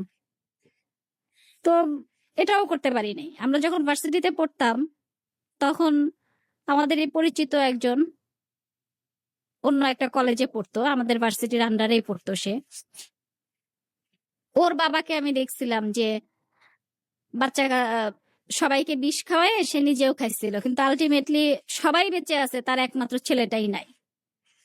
এইটা চিন্তা করে আমি আর ওই পথে যেতে পারিনি, যে দেখা গেল যে আমি আমার বাচ্চাদেরকে এই কাজটা করলাম, আমার বাচ্চাগুলো চলে গেল দুনিয়া থেকে, কিন্তু দেখা গেল যে আমি একা রয়ে গেলাম, তাহলে আমি এটা সহ্য করব কিভাবে? তার চাইতে খাই বা না খাই, চারজন একসাথেই থাকি, যা হয় হবে, আল্লাহ দেখি যে যেদিকে নিতে পারে, আল্লাহ যেদিকে নাই আমি সেদিকেই যাব। এর বাইরে তো আর আমাকে কেউ কিছু করতে পারবে না। কেউ তো এসে আমাকে বলতে পারবে না যে তুই এটা করছিস বা বাচ্চাদের জন্য এটা করিস নাই, বাচ্চাদেরকে না খাওয়ায় তুই খাইছিস, এটা তো করতে পারবে না কেউ। তা আমি আমার বাচ্চাদের হাল ধরেই বসে আছি, যে না, আমি বাচ্চাদের রেখে, আমার স্বামীকে রেখে আমি কোথাওই যাব না। ইভেন আমি আজ পর্যন্ত, আমি মানে কি বলবো, আমি আজ পর্যন্ত, আমি আমার হাজবেন্ডও, আমার মনে হয় না যে সেটা বলতে পারবে যে তাকে আমি কখনো অসম্মান করার কথা বলছি বা সে ছোট হয় সেরকম কোনো কথা আমি কাউকে বলছি। আমার সাধ্যে যতখানি কুলায় আমি তাকে সব সময় সাপোর্ট দেওয়ার চেষ্টা করি, এবং তার সম্মানটা যেন উপরে থাকে আমি সেই সেই চেষ্টাটা সব সময় করি। কিন্তু আমার হাজবেন্ডের একটা প্রবলেম আছে, সেটা হচ্ছে যে সে খুব অবলীলায়, মানে নিজের কথা সে বাইরে বলে ফেলতে পারে। আমি যদি তাকে বলি যে তুমি এটা বইলো না, কারণ এটা বললে নিজেদের কাছে ছোট হবা, বা আমি এই কাজটা করলাম তুমি সেটা বাইরে বললা, বা আমাদের বাসার এই সমস্যাটা এটা তুমি বললা, বাচ্চারাই শুনলো, বাচ্চারা তো কষ্ট পাবে। আর এটা তো ঘরের কথা, তো বাইরে বললে লাভ নাই। ঘরের কথা তুমি যত বাইরে বলবা ততই সমস্যা, তত তোমাকে কেউ হেল্প করতে আগায় আসবে না, কিন্তু মানুষ তোমাকে কথা শোনাবে বা তোমাকে থুতু দিতে মানুষ খুব পছন্দ করবে। কিন্তু তার কাছ থেকে এটা আমি আজ পর্যন্ত বন্ধ করতে পারিনি। মানে কোনো একটা কথা তাকে বললাম, সে ওটা বাচ্চাদের কাছে কতক্ষণে প্রচার করবে, সেটা নিয়ে খুবই ব্যতিব্যস্ত। তো এটা যেমন আমার খুবই অপছন্দ। সে কেন এই কাজটা কেন করবে? এই কাজটা তো করার কোনো প্রয়োজন নাই। আমাদের হাজবেন্ড ওয়াইফের প্রবলেম আমরা সলভ করি, এটা এটা কোনো সমস্যা না। আমার ঘরে যখন খাবার না থাকে তখন তো আমি ওই, দেখা যায় যে এখন তো ফার্মের মুরগি খুব সস্তা, মানে 200 টাকা হলে একটা ফার্মের মুরগি পাওয়া যায়, যেটাতে 6 ভাগ করা যায়। 6 ভাগ করে আমি আমার বাচ্চাদেরকে দিলাম, আমি আর আমার হাজবেন্ড হয়তো বা ডাল ভর্তা দিয়ে, আলু ভর্তা দিয়ে, যাই হোক কিছু একটা খেয়ে নিলাম, এটা কোনো সমস্যা না। আমার ঘরের কথা বাইরে কেউ জানতে আসতেছে না যে আমি কি খাইতেছি বা কি পড়তেছি। কিন্তু ঘরের কথা যখনই বাইরে বলবা তখন কিন্তু কেউ আর ওইটা করবে না। কিন্তু সে হচ্ছে, দেখা গেল যে আমার সাথে একটু রাগ হইলো বা কিছু একটা হইলো, বা কোনো কারণে সে নিজেই নিজের উপরে খুব বিরক্ত, তখন সে একদম, মানে কি যে বলতেছে সে নিজেও বুঝতে পারে না। তো তখন মনে হয় যে না, এই লোকটার সাথে আর থাকবো না, বহুত থাকলাম, অনেক কষ্ট করলাম এর সাথে থাইকে, এখন আমি চলে যাব। আমার এখন আর সহ্যও হয় না, ভালোও লাগে না। ওই যে আবার যখন তাকাই না, এটা তো আমার সংসার, আমি তো এতদিন ধরে রাখছি, আমার সংসারটা ভেঙে গেলেই তো সব শেষ। একটা জিনিসকে আমি 25টা বছর ধরে জোড়া লাগাইছি, সেটা যদি আমি এই মুহূর্তে ফেলে দিই, বাস ভেঙে খান খান হয়ে গেল, এটা তো আমি আর কোনোদিনই জোড়া লাগাইতে পারবো না। বিশেষ করে আমি আমার সন্তানদেরকে জোড়া লাগাবো কিভাবে? ওদের মনে যদি আমি একটা দাগ কেটে দেই আজকে, সেই দাগ তো আমি সারা জীবনেও, আমি যতই রাবার দিয়ে মুছি না কেন, সেটা কিন্তু যাবে না। যার জন্য আমি ওই পথে আজ পর্যন্ত আমি হাঁটি নাই। গেল, ঠিক আছে, বাচ্চাদের নিয়ে উঠলাম, উঠার পরে ওই বাসায় ভাড়া নিয়ে প্রবলেম হয়ে গেল। ভাড়া নিয়ে প্রবলেম হওয়ার পরে আমি একদিন বাইরে গেছি, আমার মেয়েটা বাসায়, আমি যখন বাসায় ঢুকবো তখন দেখি নিচে কলাপসেবল আটকানো। দারোয়ানকে জিজ্ঞেস করলাম কি ব্যাপার, কলাপসেবলটা কেন আটকানো? বলে যে আপনার বাসায় ঢোকা নিষেধ। বলছে আমার বাসায় ঢোকা নিষেধ কেন? বলে যে আপনি বাসায় উঠতে পারবেন না, ভাড়া দিবেন তারপরে বাসায়। বলছি না, এটা চাইলেই তো আমি দিতে পারবো না, এটা বললেই তো আমি দিতে পারবো না। বলে কি না, আপনি বাসায় উঠতে পারবেন। তখন বাজে রাত 10:30। পরে আমি বললাম যে তাহলে এখন আমি কি করব? বলে যে আপনি এখনই চলে যাবেন। তখন আমি এক কাপড়ে, আমার হাতে একটা ব্যাগ, আমি অফিস থেকে ফিরছি। পরে তারা আমার গেটে তালা লাগাই দিল, আমার মেয়েকে বের করে দিল, আমি আমার হাজবেন্ডকে নিয়ে তখন রাস্তায় হাঁটতেছি। কোথায় যাব? যাওয়ার কোনো জায়গা নেই। তো আমি আমার এক আত্মীয়কে ফোন দিলাম, দেওয়ার পরে সে বলল যে আমি তো কি বলে, মানে ম্যাটারনিটি লিভে আসছি, 6 মাসের জন্য গ্রামে চলে আসছি। তেমন যে তাহলে কি তোমার বাসায় কি থাকা যাবে? হ্যাঁ, থাকতে পারবেন। পরে আচ্ছা যাই হোক, রাতে তার বাসায় গেলাম, যে ওখানে উঠলাম, উঠে ওরে আবার আসলে আমি কথা আমাকে জিজ্ঞেস করছে যে আপনি কতদিন থাকবেন। তা আমি বলছি, আমি 15 দিন থাকবো, মনে করো যে 1 তারিখ পর্যন্ত আমি থাকবো। তো বলে যে আচ্ছা ঠিক আছে। সে তার বাড়ি এলাকে ওইভাবেই বলে রাখছে কথাটা যে ঠিক আছে 1 তারিখ। আমি তখন রাত 12:30 বাজে, তখন আমি ওখানে যেয়ে উঠলাম। উঠার পরে ওখানে এখন আমার মেয়ের তো সামনে পরীক্ষা চলে আসছে, না টিচার আছে, না সে নিজে পড়তেছে, বই খাতা কিছুই নেই। তা এখন কিভাবে কি করবে? পরে আমি আমার হাজবেন্ডকে ওই বাসায় পাঠাইলাম। আমি বলছি যে তুমি একটু ওই বাসায় যাও, যে ওনাকে বলো যে আমার মেয়ের তো সামনে পরীক্ষা, তাহলে বই খাতাগুলো দেখ। পরে সে তাকে অনেক রিকোয়েস্ট করে 1 বস্তা কাপড় আর হচ্ছে ওর বইগুলো বের করে নিয়ে আসলো। আনার পরে এখন যেই টিচার ওকে শুধু ম্যাথ করাইতো, সেই টিচার তো আর এত দূরে আসতে পারবে না। তারপরে যাই হোক, তাকে আমি রিকোয়েস্ট করলাম যে আমার তো আর কিছুর দরকার নাই, ওর জন্য শুধু ম্যাথটাই একটু দরকার, তুমি যদি এসে একটু ওকে পড়াইতা। তো বলতেছে আন্টি এত দূরে যাব, যে আসবো, আমার তো অনেক খরচের ব্যাপার। তাই আমি বললাম যে দেখো বাবা, আমার তো এত খরচ দেওয়া সম্ভব না। এখন তুমি যদি হেল্প করতে চাও তাহলে আসতে পারো, আর যদি মনে করো যে না তাহলে থাক। পরে দেখলাম যে না, ছেলেটা ভালো, সে আসলো, এই বাসায় আসলো, এসে সে তাকে পড়াইলো। আচ্ছা। পড়ানোর পরে 15 দিন তো দেখতে দেখতে এইভাবে চলে গেল। এই ওখান থেকে অফিসে যাই আসি, মানে মাঝে মাঝে দেখা যায় যে অফিসে যে যাব সেই ভাড়াটাও আমার কাছে নাই। তো যথেষ্ট কষ্ট করেই চললাম, চলে অফিস করলাম, আসলাম গেলাম। 15 দিন যখন শেষ হয়ে গেল, তখন দেখি যার বাসায় উঠছি সে আগের দিন রাতে আমাদের জন্য বিরিয়ানি টিরানি নিয়ে আসছে, হাজির বিরিয়ানি। তো কি ব্যাপার, কি উপলক্ষে বিরিয়ানি? বলে আপনারা তো কালকে চলে যাবেন, সেজন্য।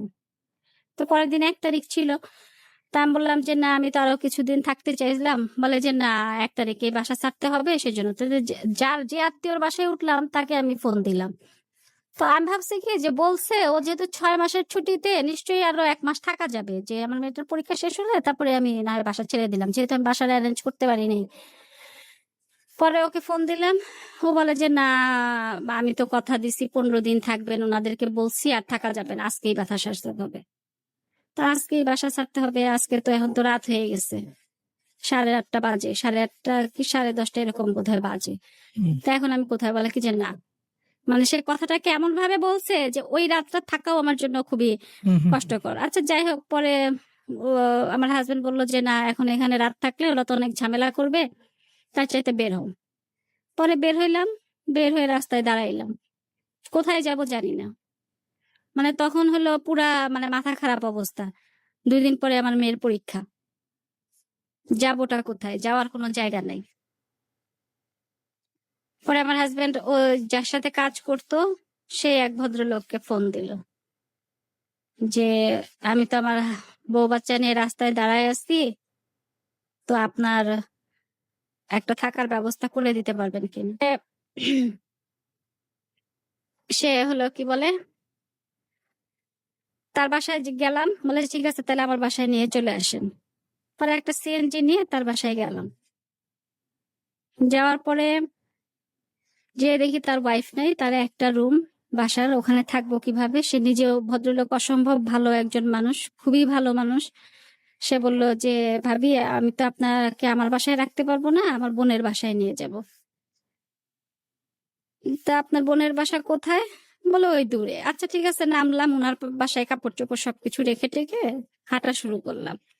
হাঁটতেছি, যাচ্ছি, মানে কেমন গ্রামের মেঠো পথ যেরকম ওই রকম। গ্রামের রাস্তা তো তাও ভালো, এই রাস্তাটা যে মানে একদম নির্জন মানব শূন্য একটা রাস্তা দিয়ে সে যাচ্ছেই যাচ্ছেই যাচ্ছে, কোথায় যে যাচ্ছে গা তখন ছমছম করতেছে, যে কোথায় নিয়ে যাচ্ছে আল্লাহ না জানে। কোথায় নিয়ে যাচ্ছে, কোথায় ফালাবে, কি করবে, দুইটা মেয়ে মানুষ, ভয়ে তখন হাত পা কাঁপতেছে। তারপরেও গেলাম, যাওয়ার পরে দেখি যে না, ওটা আসলে ওনার বোনের বাসা। ওখানে গেলাম, উঠার পরে ওনার বোনের মানে ছেলের বউ সবাই অসম্ভব ভালো মানুষ, খুবই ভালো মানুষ। তো ওখানে রইলাম, কিন্তু তারপরে ওই যে মনের মধ্যে একটা ভয়, এদিকে আমার হাজবেন্ডও সে সারা রাত ঘুমায় নাই, যে সে বউ বাচ্চা আর এক বাসায় রেখে গেছে, সে আর এক জায়গায়, আমরা আর এক জায়গায়, এই এক টেনশন। সে রাতে মাঝে মাঝে ফোন দিতেছে যে আমরা ঠিক আছি তো। তা আমি আমার মেয়েকে ঘুম পাড়ায় দিয়ে আমি ওর মাথার কাছে বসে আছি, সারা রাত জেগে বসে আছি। তো পরের দিন আর অফিসেও গেলাম না, আর মেয়ের তো তার পরের দিন পরীক্ষা, মেয়ের কোনো পড়াশোনা নাই, কোনো কিচ্ছু নাই, বই খাতাই নেই, সে পড়বে কিভাবে, তাও আবার জিএসসি পরীক্ষা। পরে বললাম যে তুমি কি পরীক্ষা দিতে পারবা? বলে পারবো, যা যা পড়ালেখা আছে ওইটা দিয়েই পারবো। পরে স্কুল থেকে যে অ্যাডমিট কার্ড নিয়ে এসে সে পরীক্ষা দিতে গেল, সে পরীক্ষা দিল জেএসসি। সেই সেই যাওয়াটাও আর এক কষ্ট। আর পরের দিন আবার ভদ্রলোককে আবার বললাম যে এই রাত তো আপনার বোনের বাসায় থাকলাম, তাহলে আমাদেরকে একটা বাসার ব্যবস্থা করে দেন আপাতত। পরে সে এক রুমের একটা বাসার ব্যবস্থা করে দিল, কোন রকমের লামসাম একটা ভাড়া দিয়ে।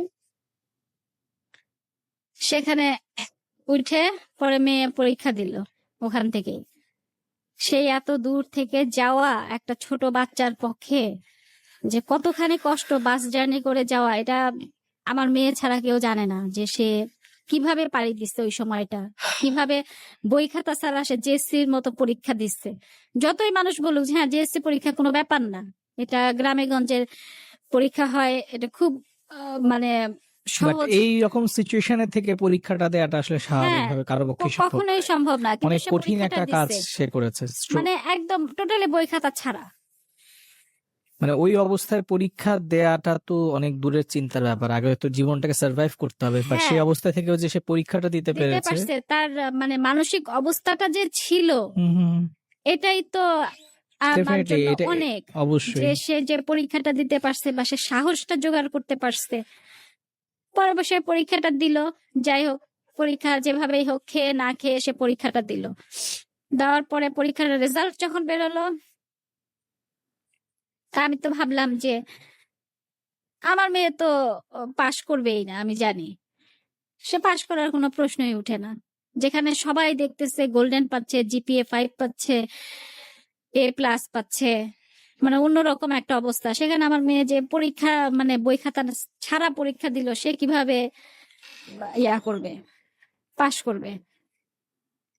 তো রেজাল্ট সবাই দেখে, আমাকেও বলতেছে রেজাল্টটা দেখার জন্য। আমি বলছি রেজাল্ট দেখে কি হবে, সে ফেল করবে আমি শিওর, আর যদি পাশও করে সিডি কিছু একটা পাবে। কিন্তু আমার মেয়ে যদি পাশ করে তাহলে আলহামদুলিল্লাহ, আমি তাতেই খুশি, যে কোনো রকমের 33 পেয়ে পেয়ে সে পাশ করছে, তাতেই আমি অনেক খুশি। পরে যে রেজাল্ট দেখলাম, দেখে আমি নিজেই মানে আমি আমাকে বিশ্বাস করতে পারি নাই যে আমার মেয়ে, যে নাকি যার বই খাতার সাথে কোনো সম্পর্ক নাই, সেই মেয়ে A+ পাইছে। আলহামদুলিল্লাহ। আমি কি বলবো, আমি কোন মানে ভাষাই আমি প্রকাশ করতে পারি না যে এই মেয়ে A+ পাবে, কিভাবে সে পাইলো আল্লাহ জানে। যে আমার কাছে মনে হলো যে আল্লাহ মনে হয় নিজে ওকে বসাই দিছে যে A+টা। সে রেজাল্টটা নিয়ে দেখাইলাম ভালো, তারপরে তো সে ক্লাস 9-এ উঠে গেল। সে হলো আবার আর এক কাহিনী, আবার নতুন ড্রেস করো, নতুন কাপড় চোপড় বানাও, নতুন এই করো সেই করো। এদিকে তো আমার হাজবেন্ডের কিছু বললে, পারবা না পড়ালেখা বন্ধ করে দাও। এখন আমি তো আর কিছু করতে পারবো না, আমি তো চেষ্টা করতেছি, আমি কিভাবে কি করব, আমার পক্ষে তো কোনো কিছু করা সম্ভব না। তখনও আমার মনে হইতো যে এখন এবার আমি চলে যাই, আমি তো আর পারতেছি না, আমার এখন আর ভালো লাগতেছে না। একটা মানুষের মাথা কত নিতে পারে, আমিও তো একটা মানুষ, কিন্তু আমাকে তো আমার কাছে যেটা মানে মনে হয় যে আমাকে মনে হয় মানুষ বলেই মনে করা হচ্ছে না। মাঝে মাঝে আমার এইটা মনে হইতো। তারপরে আবার চিন্তা করতাম যে না, আমি কোথায় যাব, আমি আজকে চলে যাব, আমার বাচ্চাকে সবাই বলবে যে ব্রোকেন ফ্যামিলির বাচ্চা, অসম্ভব। এটা এটা এটা হবে না। আমার বাচ্চারা আমার সাথে থাইকেই মানুষ হবে, ওর বাবার সাথে থাইকেই মানুষ হবে। যে কেউ ওদেরকে আঙ্গুল উঁচু করে কেউ বলতে পারবে না যে তোর মা চলে গেছে, বা তোর বাবা তোদেরকে চালাইতে পারে নাই, তোর বাবা তোদেরকে ফেলাই দিয়ে অন্য জায়গায় চলে গেছে, অসম্ভব, এটা হবে না। এই করে আমি আবার আর একটা চাকরিতে ঢুকলাম। চাকরিতে ঢুকে ওদেরকে আবার আমি নিয়ে আসলাম বাসা, আবার আর একটা বাসা, ভালো একটা বাসা ঠিক করে তারপরে সেখানে নিয়ে আসলাম, যে না ওদেরও তো ভালো করে বাঁচার অধিকার আছে, ওরাও তো ভালো থাকতে পারে। সেখানে নিয়ে আসলাম, আইনে আবার পড়াশোনা শুরু করাইলাম। এখনো সামনে এসএসসি দিবে, তার তো হচ্ছে মানে করতে পারে না, টিচার নাই কোনো। টিচার ছাড়া আচ্ছা ঠিক আছে, তোমার যতটুকু সামর্থ্য আছে সেইটুকুর মধ্যেই তুমি পড়ো। বাসা একটা ভাড়া নিলাম, 1 মাসে ভাড়া দেই, আর 1 মাসে দেই না। এদিকে বাবা মা কেউ তো মানে কোনো খোঁজ খবরই নেয় না, যে কিভাবে কি চলে, বা ওর সংসারটা কিভাবে চলতেছে, ও আদৌ পারতেছে কিনা, বা ওর কিছু লাগবে কিনা, এরকম কোনো মানে নাই তাদের।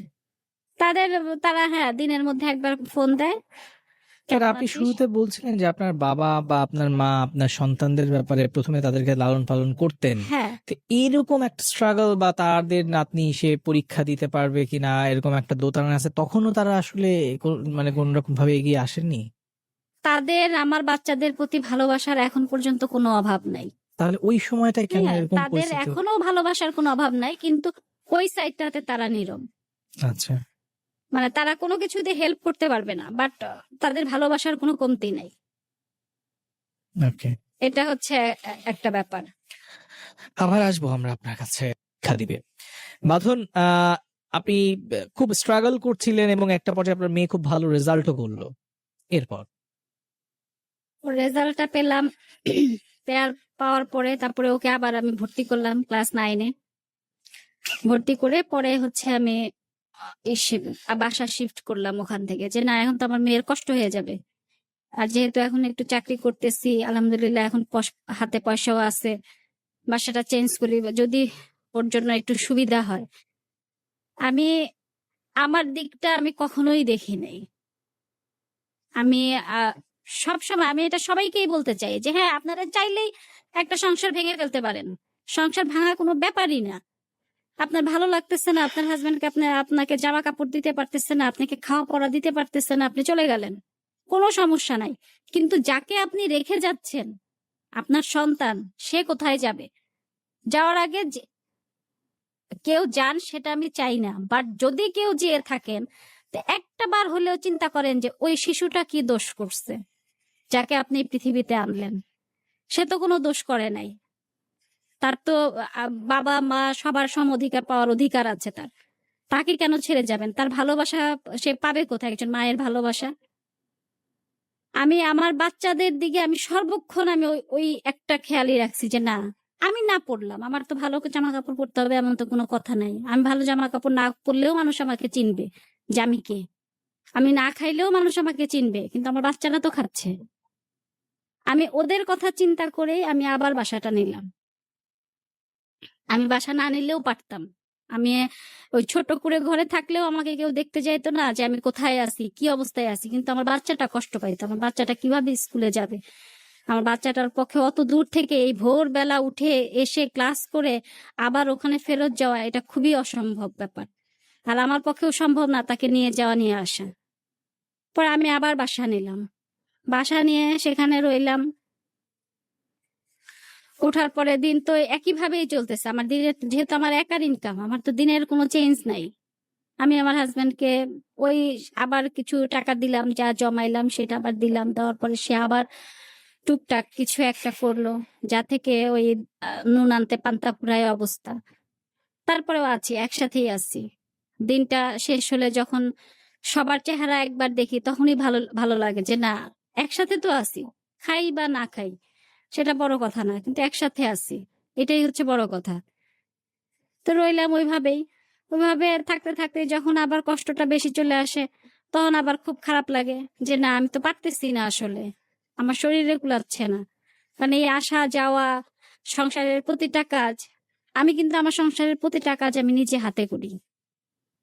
অন্য ও আমার আমার সাপোর্ট দেওয়ার মতো কিন্তু কেউ নাই, যে না এই এই এসে আমাকে এই সাপোর্টটা দিয়ে যাবে, বা আমার বাসায় কোনো বুয়া আছে, সেটাও কিন্তু নাই। আমি নিজেই সব করি। তাতেও আমার কোনো ক্লান্তি নাই যে না, আমি আমার সন্তানের জন্য করতেছি, আমি আমার স্বামীর জন্য করতেছি, তাতে আমার কোনো সমস্যা নাই। কিন্তু আমার কাছে মাঝে মাঝে মনে হয় যে হ্যাঁ, আমি যা চালাচ্ছি তার পাশে যদি আমার হাজবেন্ডের কিছু একটা থাকতো, তাহলে হয়তো বা হ্যাঁ, আমি আর একটু ভালো থাকতে পারতাম। আহামরি যে একদম কিছু যে ওই অট্টালিকা চাই, আমার প্রাসাদ থাকতে হবে, অমুকের এতগুলো এত কিছু আছে, আমার এত কিছু থাকতে হবে, না আমি সেটা চাই না। আমি যদি ওইটা চাইতাম আমার সংসারটাকে আমি টিকাইতে পারতাম না, আমি সংসারটাকে আমি ধরে রাখতে পারতাম না, আমার বাচ্চাদেরকে আমার কাছে রাখতে পারতাম না, আমার স্বামীকেও তাহলে আমি হারাইতাম। মানুষ, বাইরের লোকজন আমাকে বলে বেড়াইতো হাজবেন্ড ছেড়ে চলে আসছে, কেন আমি এই সুযোগটা মানুষকে দিব এটা বলার? এই সুযোগটা বলার তো কোনো যুক্তিই নেই যে কেন এটা বলবে।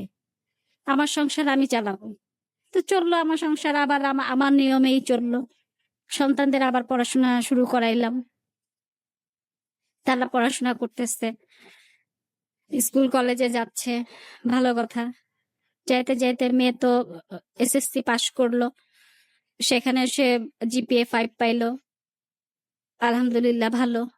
কলেজে ভর্তি করলাম, কলেজে ভর্তি করে যখন সে সেকেন্ড ইয়ারে উঠবে, ফার্স্ট ইয়ার ফাইনাল, তখন আমার পক্ষে আমি আর পারলাম না, আমি আটকে গেলাম। আমি আবার একই জায়গায় এসে থেমে গেলাম। ওর বাবাকে বললাম যে এখন তুমি কিছু করো, তা নাহলে মেয়ে তো বেতন দিতে না পারলে তো স্কুল থেকে আর রাখবে না। স্কুলে যেয়ে অনেক রিকোয়েস্ট করলাম, প্রিন্সিপালকে অনেক বুঝাইলাম, বললাম যে আমাকে একটু সুযোগ দেন, আমি তো আসলে আপনাদের বেতন কখনোই আমি আটকায় রাখি না, আমি আস্তে আস্তে দিয়ে দেই, তো এটাও আমি দিয়ে দিব, কিন্তু ওকে পরীক্ষাটা দিতে দেন। তো প্রি টেস্টেই যাই তাকে আটকাই দিল, তাকে পরীক্ষা না, কালকের মধ্যে এত টাকা না দিতে পারলে পরীক্ষা দিতে দিবে না। তখন আমি কি করবো? আমার পক্ষে তো, আমি তো আর চুরি করতে পারবো না যে ওখান থেকে চুরি ডাকাতি করে এনে দিলাম, সেটা তো আমার পক্ষে করা সম্ভব না। পরে আমার মেয়ের পড়া আটকে গেল, আমি আর তাকে পরীক্ষা দেওয়াইতে পারলাম না, সে বসে গেল। তারপরে টেস্ট পরীক্ষার আগে টিচাররা ফোন দিল, তো বললাম যে এই অবস্থা, আমি কিভাবে ওকে পরীক্ষা দেবো, আমার পক্ষে তো সম্ভব না, আমি তো টাকাই ম্যানেজ করতে পারিনি। আলটিমেটলি সেটা হচ্ছে যে আমার মেয়ে আর পরীক্ষা দিতে পারলো না। সবচেয়ে দুঃখ যে যখন প্রত্যেকটা বাচ্চা কিন্তু আমার বাসায় আসে, প্রত্যেকটা বাচ্চা, ওর যে ফ্রেন্ডরা সবাই আসে আমার বাসায়, খুব খারাপ লাগে যে প্রত্যেকটা মেয়ে পরীক্ষা দিল, শুধু আমার মেয়েটা পরীক্ষা দিতে পারলো না। আমার মেয়েটা ঘরে বসা, আজকে 1টা বছর আমার মেয়ে ঘরে বসা। ও কিভাবে কি করবে আমি তাও জানি না, যে কিভাবে কি করতে পারবে। আমার খুব শখ ছিল যে আমার মেয়েটা আমার মতো ঢাকা ভার্সিটিতে ভর্তি হোক, অথবা মেডিকেলে ভর্তি হোক, অথবা বুয়েটে ভর্তি হোক, এইটুকু মেধা তো ওর ছিল। মানে গত বছর পরীক্ষা দেওয়ার কথা ছিল তো? হ্যাঁ হ্যাঁ, এই যে পরীক্ষা হয়ে গেল, যে মানে এই বছর তার হ্যাঁ মানে হ্যাঁ, পরীক্ষাটা সে দিতে পারে নাই। না পরীক্ষা সে তো দিতে পারে। এই যে একটা পরিবার, অথচ আপনারা দুটো পরিবার, এবং আপনাদের কথা অনুযায়ী আপনার পরিবার এবং আপনার হাজবেন্ডের পরিবার, দুটো পরিবারই সচ্ছল, এরকম একটি পরিবারের একটি মেয়ে, তাদের ব্লাডেরই একটি মেয়ে, সে একটা পরীক্ষার বসতে পারছে না, এই ব্যাপারটা নিয়ে কারো কোনো কনসার্ন নাই? মানে আমি এই বিষয়টা একেবারে ব্ল্যাঙ্ক হয়ে যাচ্ছি আসলে। মানে যে আপনি যেমন কোশ্চেনটা আমাকে করতেছেন, জি, আমার মধ্যেও সে একই কোশ্চেন। তারা কিন্তু জানে যে আমার মেয়েটা পরীক্ষা দিতে পারতেছে না। দুটো পরিবারের কোনো মানুষ এই দায়িত্বটা না। নিতে পারছে না। কেউ আমার শ্বশুরবাড়ির লোকজন তো নেবেই না। তারা হচ্ছে, তারা কেন নিবে না? এটা তো তাদের। তারা হচ্ছে তারা যেটা, যেমন আমার হাজবেন্ড যদি তার ভাই বোনদেরকে বলে হেল্প করার জন্য, জি, তারা হয়তো বা হেল্প করবে।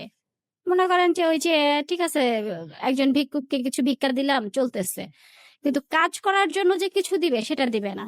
কারণ তাদের বিশ্বাস যে তার ভাই যদি আজকে কোনো কাজ করে, তাহলে তো তার বউ, তার মানে তার ওয়াইফ, তার বাচ্চারা ভালো থাকবে, এটা তারা চায় না। এটা আমি এবং এটা আমি এতে আসলে সবসময় বলি। এবং শিক্ষিত সমাজে, শিক্ষিত ফ্যামিলিতে এটা হয়, এটা আমার মানে ধারণাতীত। আর আমার ফ্যামিলি যেমন, যখন আমার মেয়ে প্রি টেস্ট পরীক্ষা দিতে পারে নাই, তখনই তারা জানে যে হ্যাঁ, সে প্রি টেস্ট পরীক্ষা দিতে পারছে না, তার মানে সে পরীক্ষা দিতে পারবে না। উল্টা আমাকে তারা বলে যে এই কয়টা বেতন, তুই বেতন দিতে পারিস না, তাহলে তুই কি করিস? তোর হাজবেন্ডকে বল। আপনার তো আরো দুটো ভাই বা বোন আছে, কি বলছিলেন আপনি? আরো দুজন ভাই আছে। তারা তারাও কি মানে কখনো আপনার সাথে এই বিষয়ে কথা বলেছেন, বা আপনার যে এই সিচুয়েশন, আপনার মেয়ে পরীক্ষা দিতে পারছে না, অন্যান্য সব টপিক বাদ দিলাম, যে একটা মানুষ তার প্রত্যেকদিন ডেইলি নিড গুলো হয়তো বা ফিল করতে পারবে না, কিন্তু একটা যে এক্সট্রিম পর্যায়ে যে তার দের ভাগ্নি সে পরীক্ষা দিতে পারছে না ইন্টারমিডিয়েটের, এরকম অবস্থা 1 বছর ধরে বসে আছে, এই ব্যাপারটা নিয়ে কি তা আপনার না, ভাই? তাদের কোনো মাথা ব্যথা নাই। আমি যেমন হচ্ছে গত কয়েকদিন, মনে হয় 1 সপ্তাহ আগেও তাদেরকে বলছি যে যেহেতু সে এখন পরীক্ষা দিতে পারে নাই, তার ফ্রেন্ডরা তো সবাই ভর্তি হয়ে যাচ্ছে। হ্যাঁ। তার ফ্রেন্ডরা ভর্তি হয়ে গেলে ওর তো একটা মানসিক এমনিতেই আমার কাছে কেন জানি মনে হচ্ছে যে একটু মানসিক সমস্যা তার কাজ করতেছে, কিছু কথাবার্তা এলোমেলো, কিছু যেমন আগে সে এত ফেসবুক নিয়ে বসে থাকতো না, এখন সে ওই ফেসবুকে দেখি যে সারাদিনই রান্না বান্না দেখতেছে, এই হচ্ছে কি জানি খেলতেছে, এটা করতেছে সেটা, এটা তার মধ্যে আগে ছিল না। যেমন আমি সেদিনও বললাম যে এখন যদি সে যেহেতু ইন্টার পরীক্ষা দিতে পারে নাই, জিইডি একটা অপশনাল আছে, যে জিইডিটা দিয়ে সে প্রাইভেট ভার্সিটি গুলোতে, হয়তো সে ঢাকা ভার্সিটিতে চান্স পাবে না সে, কারণ ঢাকা ভার্সিটি জিইডি নেয় না, অন্য যে কোনো ভার্সিটি জিইডি নেয়। যারা নেয় আমি তাদেরকে অন্তত পক্ষে সেখানে একটু আমি ট্রাই করে দেখি, কিন্তু আমার তো আর্থিক সহায়তা লাগবে। তাদের এটাতে কোনো মাথা ব্যথা নেই, তারা এটা নিয়ে কোনো কথাই বলতে ইন্টারেস্টেড না, যে তারা যে বলবে যে ঠিক আছে এটা দিয়ে এখন ওর পড়াশোনা শুরু করো বা পড়াশোনা হোক, কোনো মানে মাথা ব্যথা নাই। আমি নিজেও বুঝতেছি না যে আমার এখন আসলে কি করা উচিত। আর আমি কি জানতে পারি যে আপনার সন্তান কোন কলেজে পড়াশোনা করেছেন? ও একটা প্রাইভেট কলেজেই পড়ে, আসলে আমি কলেজের নামটা বলতে যাচ্ছি না। বাট বাংলাদেশের শিক্ষা ব্যবস্থা এখন যে জায়গায় চলে গেছে, সেই জায়গায় একটি কলেজ থেকে একটি স্টুডেন্টকে পরীক্ষা দেওয়া হচ্ছে না শুধুমাত্র টাকা পয়সার জন্য। এই ব্যাপারটাও আমাদেরকে একটা নতুন মেসেজ দিচ্ছে, যেখানে সরকার চেষ্টা করছে প্রত্যেকটা মানুষ যেন সুশিক্ষিত হয়, বিশেষ করে নারীদের জন্য শিক্ষা ব্যবস্থা এখন অনেকটা সহজতর। সেই জায়গাটায় আমি জানি না, কোনো একজন আজকে কোনো একটা প্রাইভেট কলেজের যদি কোনো শিক্ষক আমাকে শুনে থাকেন বা কর্মকর্তা আমাকে শুনে থাকেন, ডেফিনেটলি আপনাদের এই বিষয়ে কাজ করা উচিত, বিকজ অর্থ আসবে, কিন্তু এই ধরনের আমি জানি যে প্রত্যেকটা কলেজে বা প্রত্যেকটা জায়গাতে এই একটা ফান্ড থাকে যেখানে আমরা এই ধরনের স্টুডেন্টদেরকে হেল্প করার জন্য। তো সেই জায়গাটায় আমার মনে হয় যে যখন একটা স্টুডেন্টকে তার বাবা মা সাপোর্ট দিতে পারছে না বা তার ফ্যামিলি চাচ্ছে না, তখন অবশ্যই সে প্রতিষ্ঠানের উচিত এই সন্তানগুলোকে পরীক্ষা দেওয়ার ব্যবস্থাটা করে দেয়া, এবং এটা তো আমার মনে হয় অবশ্যই উচিত। তো সবকিছুই আসলে কোনটা উচিত অনুচিত সেটা নিয়ে কথা বলা, কিন্তু আমার খুব অবাক লাগছে যে এত কিছুর মধ্যে আপনার হাজবেন্ডের অবস্থানটা কোথায়, বিকজ এই সিচুয়েশনে আজকে আমি বাঁধন রহমান হয়তো আপনার সাথে কথা বলতাম যখন যদি আপনার হাজবেন্ড না থাকতো, কিন্তু আপনার হাজবেন্ড আছেন, তখনও কেন আপনাকে এরকম পরিস্থিতিতে পড়তে হচ্ছে? আমি এই জায়গাটা আরেকবার প্রশ্ন করতে চাই আপনাকে। সে আসলে বর্তমানে আমি যেটা মনে করি যে সে আমার উপরেও ডিপেন্ডেন্ট হয়ে গেছে, সে এখন কোনো দায়িত্বই নিতে চায় না। মানে সে হচ্ছে, তাকে যদি এখন আমি বলি যে হ্যাঁ আমি তোমার জন্য এই জিনিসটা রেডি করছি, তুমি এটা করো, ফাইন, সে সেটা করবে, বাট নিজে যে একটা মানে তৈরি করে করা, সেই ইয়াটা তার মধ্যে নাই। আপনার আরেকটা ছেলে আছে বলছিলেন, জি, তার পড়াশোনার কি অবস্থা? বা সেও এখন ঘরে বসা। তা আমি বললাম না যে এখন আমার সন্তানরা দুজনেই ঘরে বসা, কেউ এখন পড়াশোনা করতে পারছে না। মানে এখন আমার নিজেরও চাকরি নাই, আমি যদি এখন একটা চাকরি পেতাম তাহলেও হতো যে না ঠিক আছে আমরা দুজনেই একটা ভালো জায়গায় ঢুকলাম, ঢুকে কিছু একটা করলাম,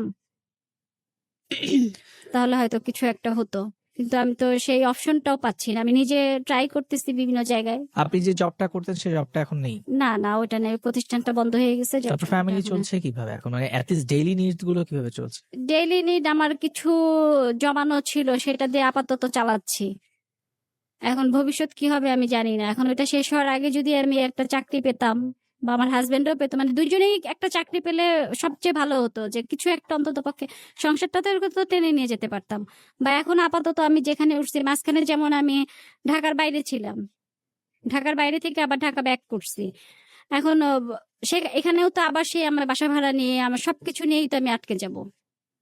এখন সেটাই আমি কোথা থেকে কি করবো, আমি নিজেও বুঝতেছি না যে আসলে কি করা উচিত এখন আমার। মাঝে মাঝে তো মনে হয় পাগল হয়ে যাচ্ছি, যে কি কি করব, কিভাবে চলবো, কোথায় যাব বাচ্চাদেরকে নিয়ে। মানে পুরাটাই এখন অনিশ্চয়তার মধ্যে পড়ে গেছি যে কিভাবে করা উচিত। আপনার ছেলেটা এখন মানে কোন ক্লাসে? মানে পড়াশোনা বন্ধ বলতে কি আপনি স্কুলে তো ভর্তি করেছিলেন? হ্যাঁ, তারপরে বেশি দূর আগাইতে পারিনি, ও বসে গেছে আর কি। মানে আমার চেষ্টার কোনো মানে ত্রুটি ছিল না আমার বা সন্তানদের জন্য, বাট আমি এখন কি বলবো যে আমি আসলেই এখন কিছু পারতেছি না, যে আমি যে একজন শিক্ষিত মা এটা বলতেও বা এটা ভাবতেও এখন আমার লজ্জা লাগে, যে মানে কতটা নিচে নেমে গেছি, যে মানে এই একটা সংসার করতে করতে আমি এই পর্যন্ত চলে আসছি। আমার সন্তান, আমার স্বামী যদি এখনো, সে যে আমার জন্য কিছুই করে না, তাকে যদি বলি যে হ্যাঁ আজকে এটা দিবা, আচ্ছা ঠিক আছে দিব। কালকে বললাম যে তোমাকে তো আমি এটা বললাম, তুমি যে আমাকে দিলা না, বলে তুমি বলছো তাই বলছি, আমি তোমাকে কোথা থেকে দিব তুমি জানো না। এটা বলে যখনই সে আমার দেখা যায় যে আমার মেজাজটা খুব খারাপ হয়ে যায়, ভাবি যে এখনই আমি এই সংসার টংসার ছেড়ে চলে যাব।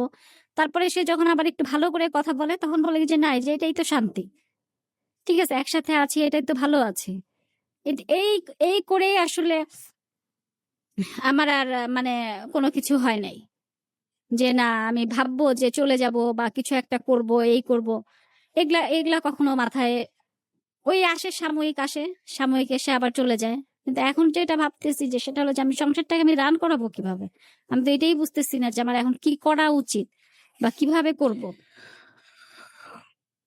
আপনার কাছ থেকে যেটা শেষ সময় এসে জানতে চাই যে হচ্ছে যে আপনার এসে আজকে রিয়েলাইজ কি হয়, কি মনে হয় আজকে যে 25 বছর সংসার করলেন, মেয়ে কলেজ যেতে পারছে না, ছেলেটার পড়াশোনা হচ্ছে না, এত ভালো একটা পরিবার থেকে এলেন, ভালো একটা ইউনিভার্সিটি থেকে পড়াশোনা করলেন, নিজেকে এই জায়গায় দেখে আপনার যারা ফ্রেন্ড ছিল সেই ঢাকা ইউনিভার্সিটি সেই বন্ধুগুলোর সাথে যখন রাখা হয়, কথা হয়, কি মনে হয় জীবনের ভুলটা কোথায় ছিল? তখন শুধু আমার একটাই মনে হয় যে আমার ব্যালেন্স তো আসলে জিরো। আমি যা কষ্ট করলাম আমার সন্তানদের জন্য, যেই শ্রমটা দিলাম, কি পারলাম? কিছুই তো পারলাম না। আজকে যদি আমি আমার মেয়েটাকে বের করে নিয়ে আসতে পারতাম তাহলে আমার জীবনের একটা সার্থকতা ছিল, যে হ্যাঁ আমি এত কষ্ট করছি, আমার বাচ্চাদেরকে তো আমি টেনে আনতে পারছি। আমি আমার জায়গায় আমি আমার বাচ্চাদেরকে দাঁড়া করাইতে পারছি। আমার যারা ফ্রেন্ড সার্কেল ছিল, বলা ঠিক না, বাট তারা কিন্তু স্টুডেন্ট লাইফে কেউ আমার সামনে দাঁড়াতে পারেনি। আমি খুবই দাপুটে একটা মেয়ে ছিলাম, খুবই প্রাণচঞ্চল একটা মেয়ে ছিলাম।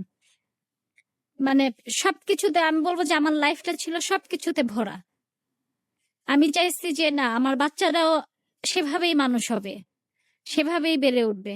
কিন্তু আমি যে মাঝপথে এসে এইভাবে মানে দুমড়ে মুচড়ে যাব, এটা আমি ভাবতেই পারিনি। আমার থিম ছিল একটা, যে আমি ভাঙবো কিন্তু মচকাবো না।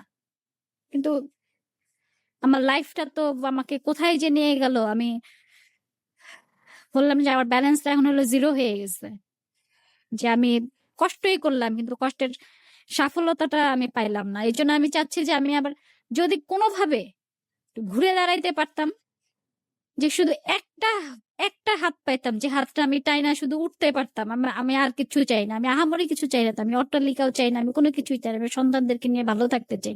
আমি সারা জীবনই এটা চাইছি, আমি সন্তানদেরকে নিয়ে একটু ভালো থাকি।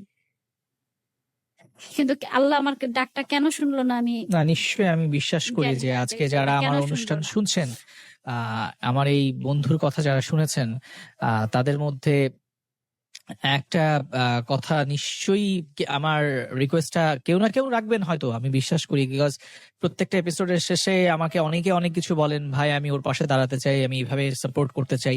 আমি কোনো সময় কাউকে বলি নাই যে ঠিক আছে, বাট আজকে আমি প্রথমবার নিজে থেকে আমি আপনাদের কাছে অনুরোধ করেছি।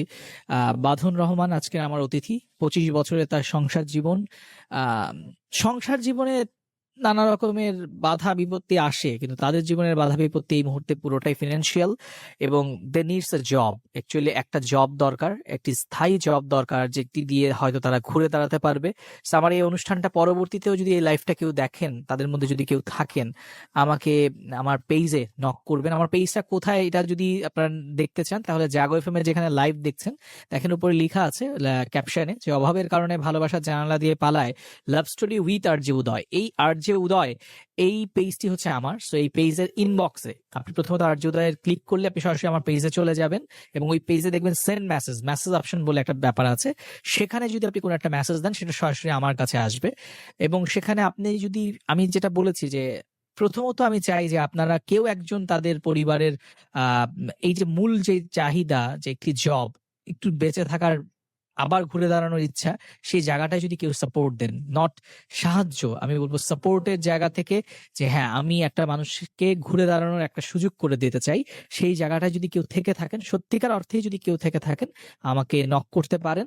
এছাড়া আমি যেটা চাইবো যে এই যে দুটো ছেলে মেয়ে আছে, তাদের পড়াশোনার দায়িত্বটা যদি কেউ নিতে পারেন, কারণ দুটো পরিবারই সচ্ছল কিন্তু তারা কেউ পারেনি, সেই জায়গায় আমাদের কোনো বন্ধু যদি সেই জায়গায় মনে করেন যে হ্যাঁ আমি তো আসলে হয়তো এখানে অনেকে আছেন যাদের ছেলে মেয়ের পড়াশোনা কমপ্লিট হয়ে গেছে, এখন হয়তো বা আপনি চাইলে এই দায়িত্বটা নিতে পারেন। আমি জানি আমার এই লাইফটা অনেকে দেখেন, অনেক মানুষ রয়েছেন, বিভিন্ন পর্যায়ের মানুষ রয়েছেন যাদের সাথে আমার কথা হয়। তো তাদের মধ্যে কেউ যদি আজকে আমার এই অনুষ্ঠানটা দেখে থাকেন, আমি তাদের কাছে বিনীতভাবে অনুরোধ করব যে আমাকে অবশ্যই আমার পেজের ইনবক্সে জানান দিবেন যে ইয়েস আমি চাই, এবং সাথে কন্ট্যাক্ট নাম্বারটা দিয়ে দিবেন আপনার, যেন আমি ইনস্ট্যান্ট মেসেজটা দেখতে না পারলেও পরবর্তীতে আপনার সাথে যোগাযোগ করতে পারি। এবং আমি প্রথমত আপনাদের সাথে যোগাযোগ করব, সেখান থেকে যদি আমার মনে হয় যে হ্যাঁ এই মানুষটার দ্বারা সত্যি বাঁধন রহমান এবং তার ফ্যামিলি উপকৃত হবে, আমি তাদের সাথে বাঁধন রহমানের কন্ট্যাক্ট করিয়ে দেওয়ার চেষ্টা করব। সো এর আগে এ পর্যন্ত আমি যতগুলো এপিসোড করেছি কখনোই এভাবে করে বলা হয় নাই যে আমরা চাই, এবার চাই, কারণ এটা একটা পরিবার ঘুরে দাঁড়াক। এখানে ভালোবাসা নয়, এখানে জীবনটা বড় ব্যাপার, জীবনের একটি অংশ হচ্ছে ভালোবাসা। সো জীবনটা টিকে থাকলে ভালোবাসাও বেঁচে থাকবে। ভালোবাসা তখনই আসলে সুন্দর রূপ ধারণ করে যখন জীবনটা সুন্দর হয়। সো আগে জীবনটা তো করতে হবে, কারণ এই জীবন এখন শুধু বাঁধন রহমান আর তার হাজবেন্ডের মধ্যে নয়, এর মধ্যে আরো দুটো জীবন রয়েছে, তাদের একটি পরিবার রয়েছে। এই পরিবারকে যেন আর রাস্তায় রাস্তায় ঘুরতে না হয়, ওই ভাড়া দিতে না পারার কারণে যেন রাস্তায় নেমে দাঁড়াতে না হয়, মেয়েটিকে যেন পরীক্ষার হলে গিয়ে ফিরে আসতে না হয়, ছেলেটিকে যেন স্কুলে না গিয়ে হতাশায় ভুগতে না হয়, সেই জায়গাটা নিশ্চিত করতে পারেন আমি, আপনি, আমরা সবাই মিলে। So let's try. আমি আশা করবো আজকে আমার লাইফটা যারা দেখেছো তাদের মধ্যে কেউ না কেউ হয়তো পাশে দাঁড়াবেন, এবং যাদের এই ধরনের ইচ্ছে আছে অবশ্যই তারা আমার পেজে আমাকে নক করবেন যে আমি চাই। Thank you. সো বাঁধন, আপনাকে এখানে আসার জন্য এবং এত সুন্দর করে খুব চমৎকার ভাবে আপনি আমাদের সাথে আপনার জীবনের গল্পটা শেয়ার করলেন, এর জন্য ধন্যবাদ। এবং সবশেষে যেটা বলতে চাই, জীবনের কঠিন পরীক্ষা আপনি পাড়ি দিয়ে এসেছেন, বাকিটুকু যে সময় আছে নিশ্চয়ই আপনি সেই সময়টাও পাড়ি দিতে পারবেন, এবং বিশ্বাস করি যে আপনি আবার ঘুরে দাঁড়াতে পারবেন, কারণ যার মনোবল এতটা স্ট্রং, এবং আপনি এমন একটি শিক্ষা প্রতিষ্ঠান থেকে পড়াশোনা করে এসেছেন যেখানে শিক্ষাই দেয় মানুষ কিভাবে ঘুরে দাঁড়ায়। তো সেখান থেকে বেরিয়ে এসে জীবনের অনেকটা পথ দেখেছেন, আর বাকিটুকু সময় নিশ্চয়ই আরেকটু সাহস নিয়ে এগিয়ে যাবেন, ভেঙে পড়বেন না। সেটাই আপনাদের সবার কাছে দোয়া প্রার্থী আমি, যে আমি আমার সাহসটাকে, যেন আমার ওই সাহসটুকু ছিল বলেই আজকে আমি এই পর্যন্ত আসতে পারছি। আমি একটা মানে বাক্যে বিশ্বাসী, যে কখনো কোনো কিছুতে না বলতে নাই, সবকিছু হ্যাঁ, কোনো কিছু নেগেটিভ না, সবকিছু পজিটিভ। আমি যদি পজিটিভ মনে করে আগায় যাই, ইনশাল্লাহ আমি পারবো। আর আমি যদি শুরুতেই মনে করি যে না এটা নেগেটিভ, তাহলে তো আমি শুরুতেই না হয়ে গেলাম, তাহলে তো আর হলো না। তা আমি, যারা এতক্ষণ প্রোগ্রামটা শুনলেন, সবার কাছে দোয়া প্রার্থী, সবাই আমার জন্য দোয়া করবেন যাতে আমি ঘুরে দাঁড়াতে পারি, ঘুরে দাঁড়াতে সাহসটুকু যেন আমি রাখতে পারি আমার মধ্যে। বাকি তো আল্লাহ ভরসা, দেখা যাক। Thank you so much. ভালো থাকবেন, সুস্থ থাকবেন এবং নিরাপদে থাকুন।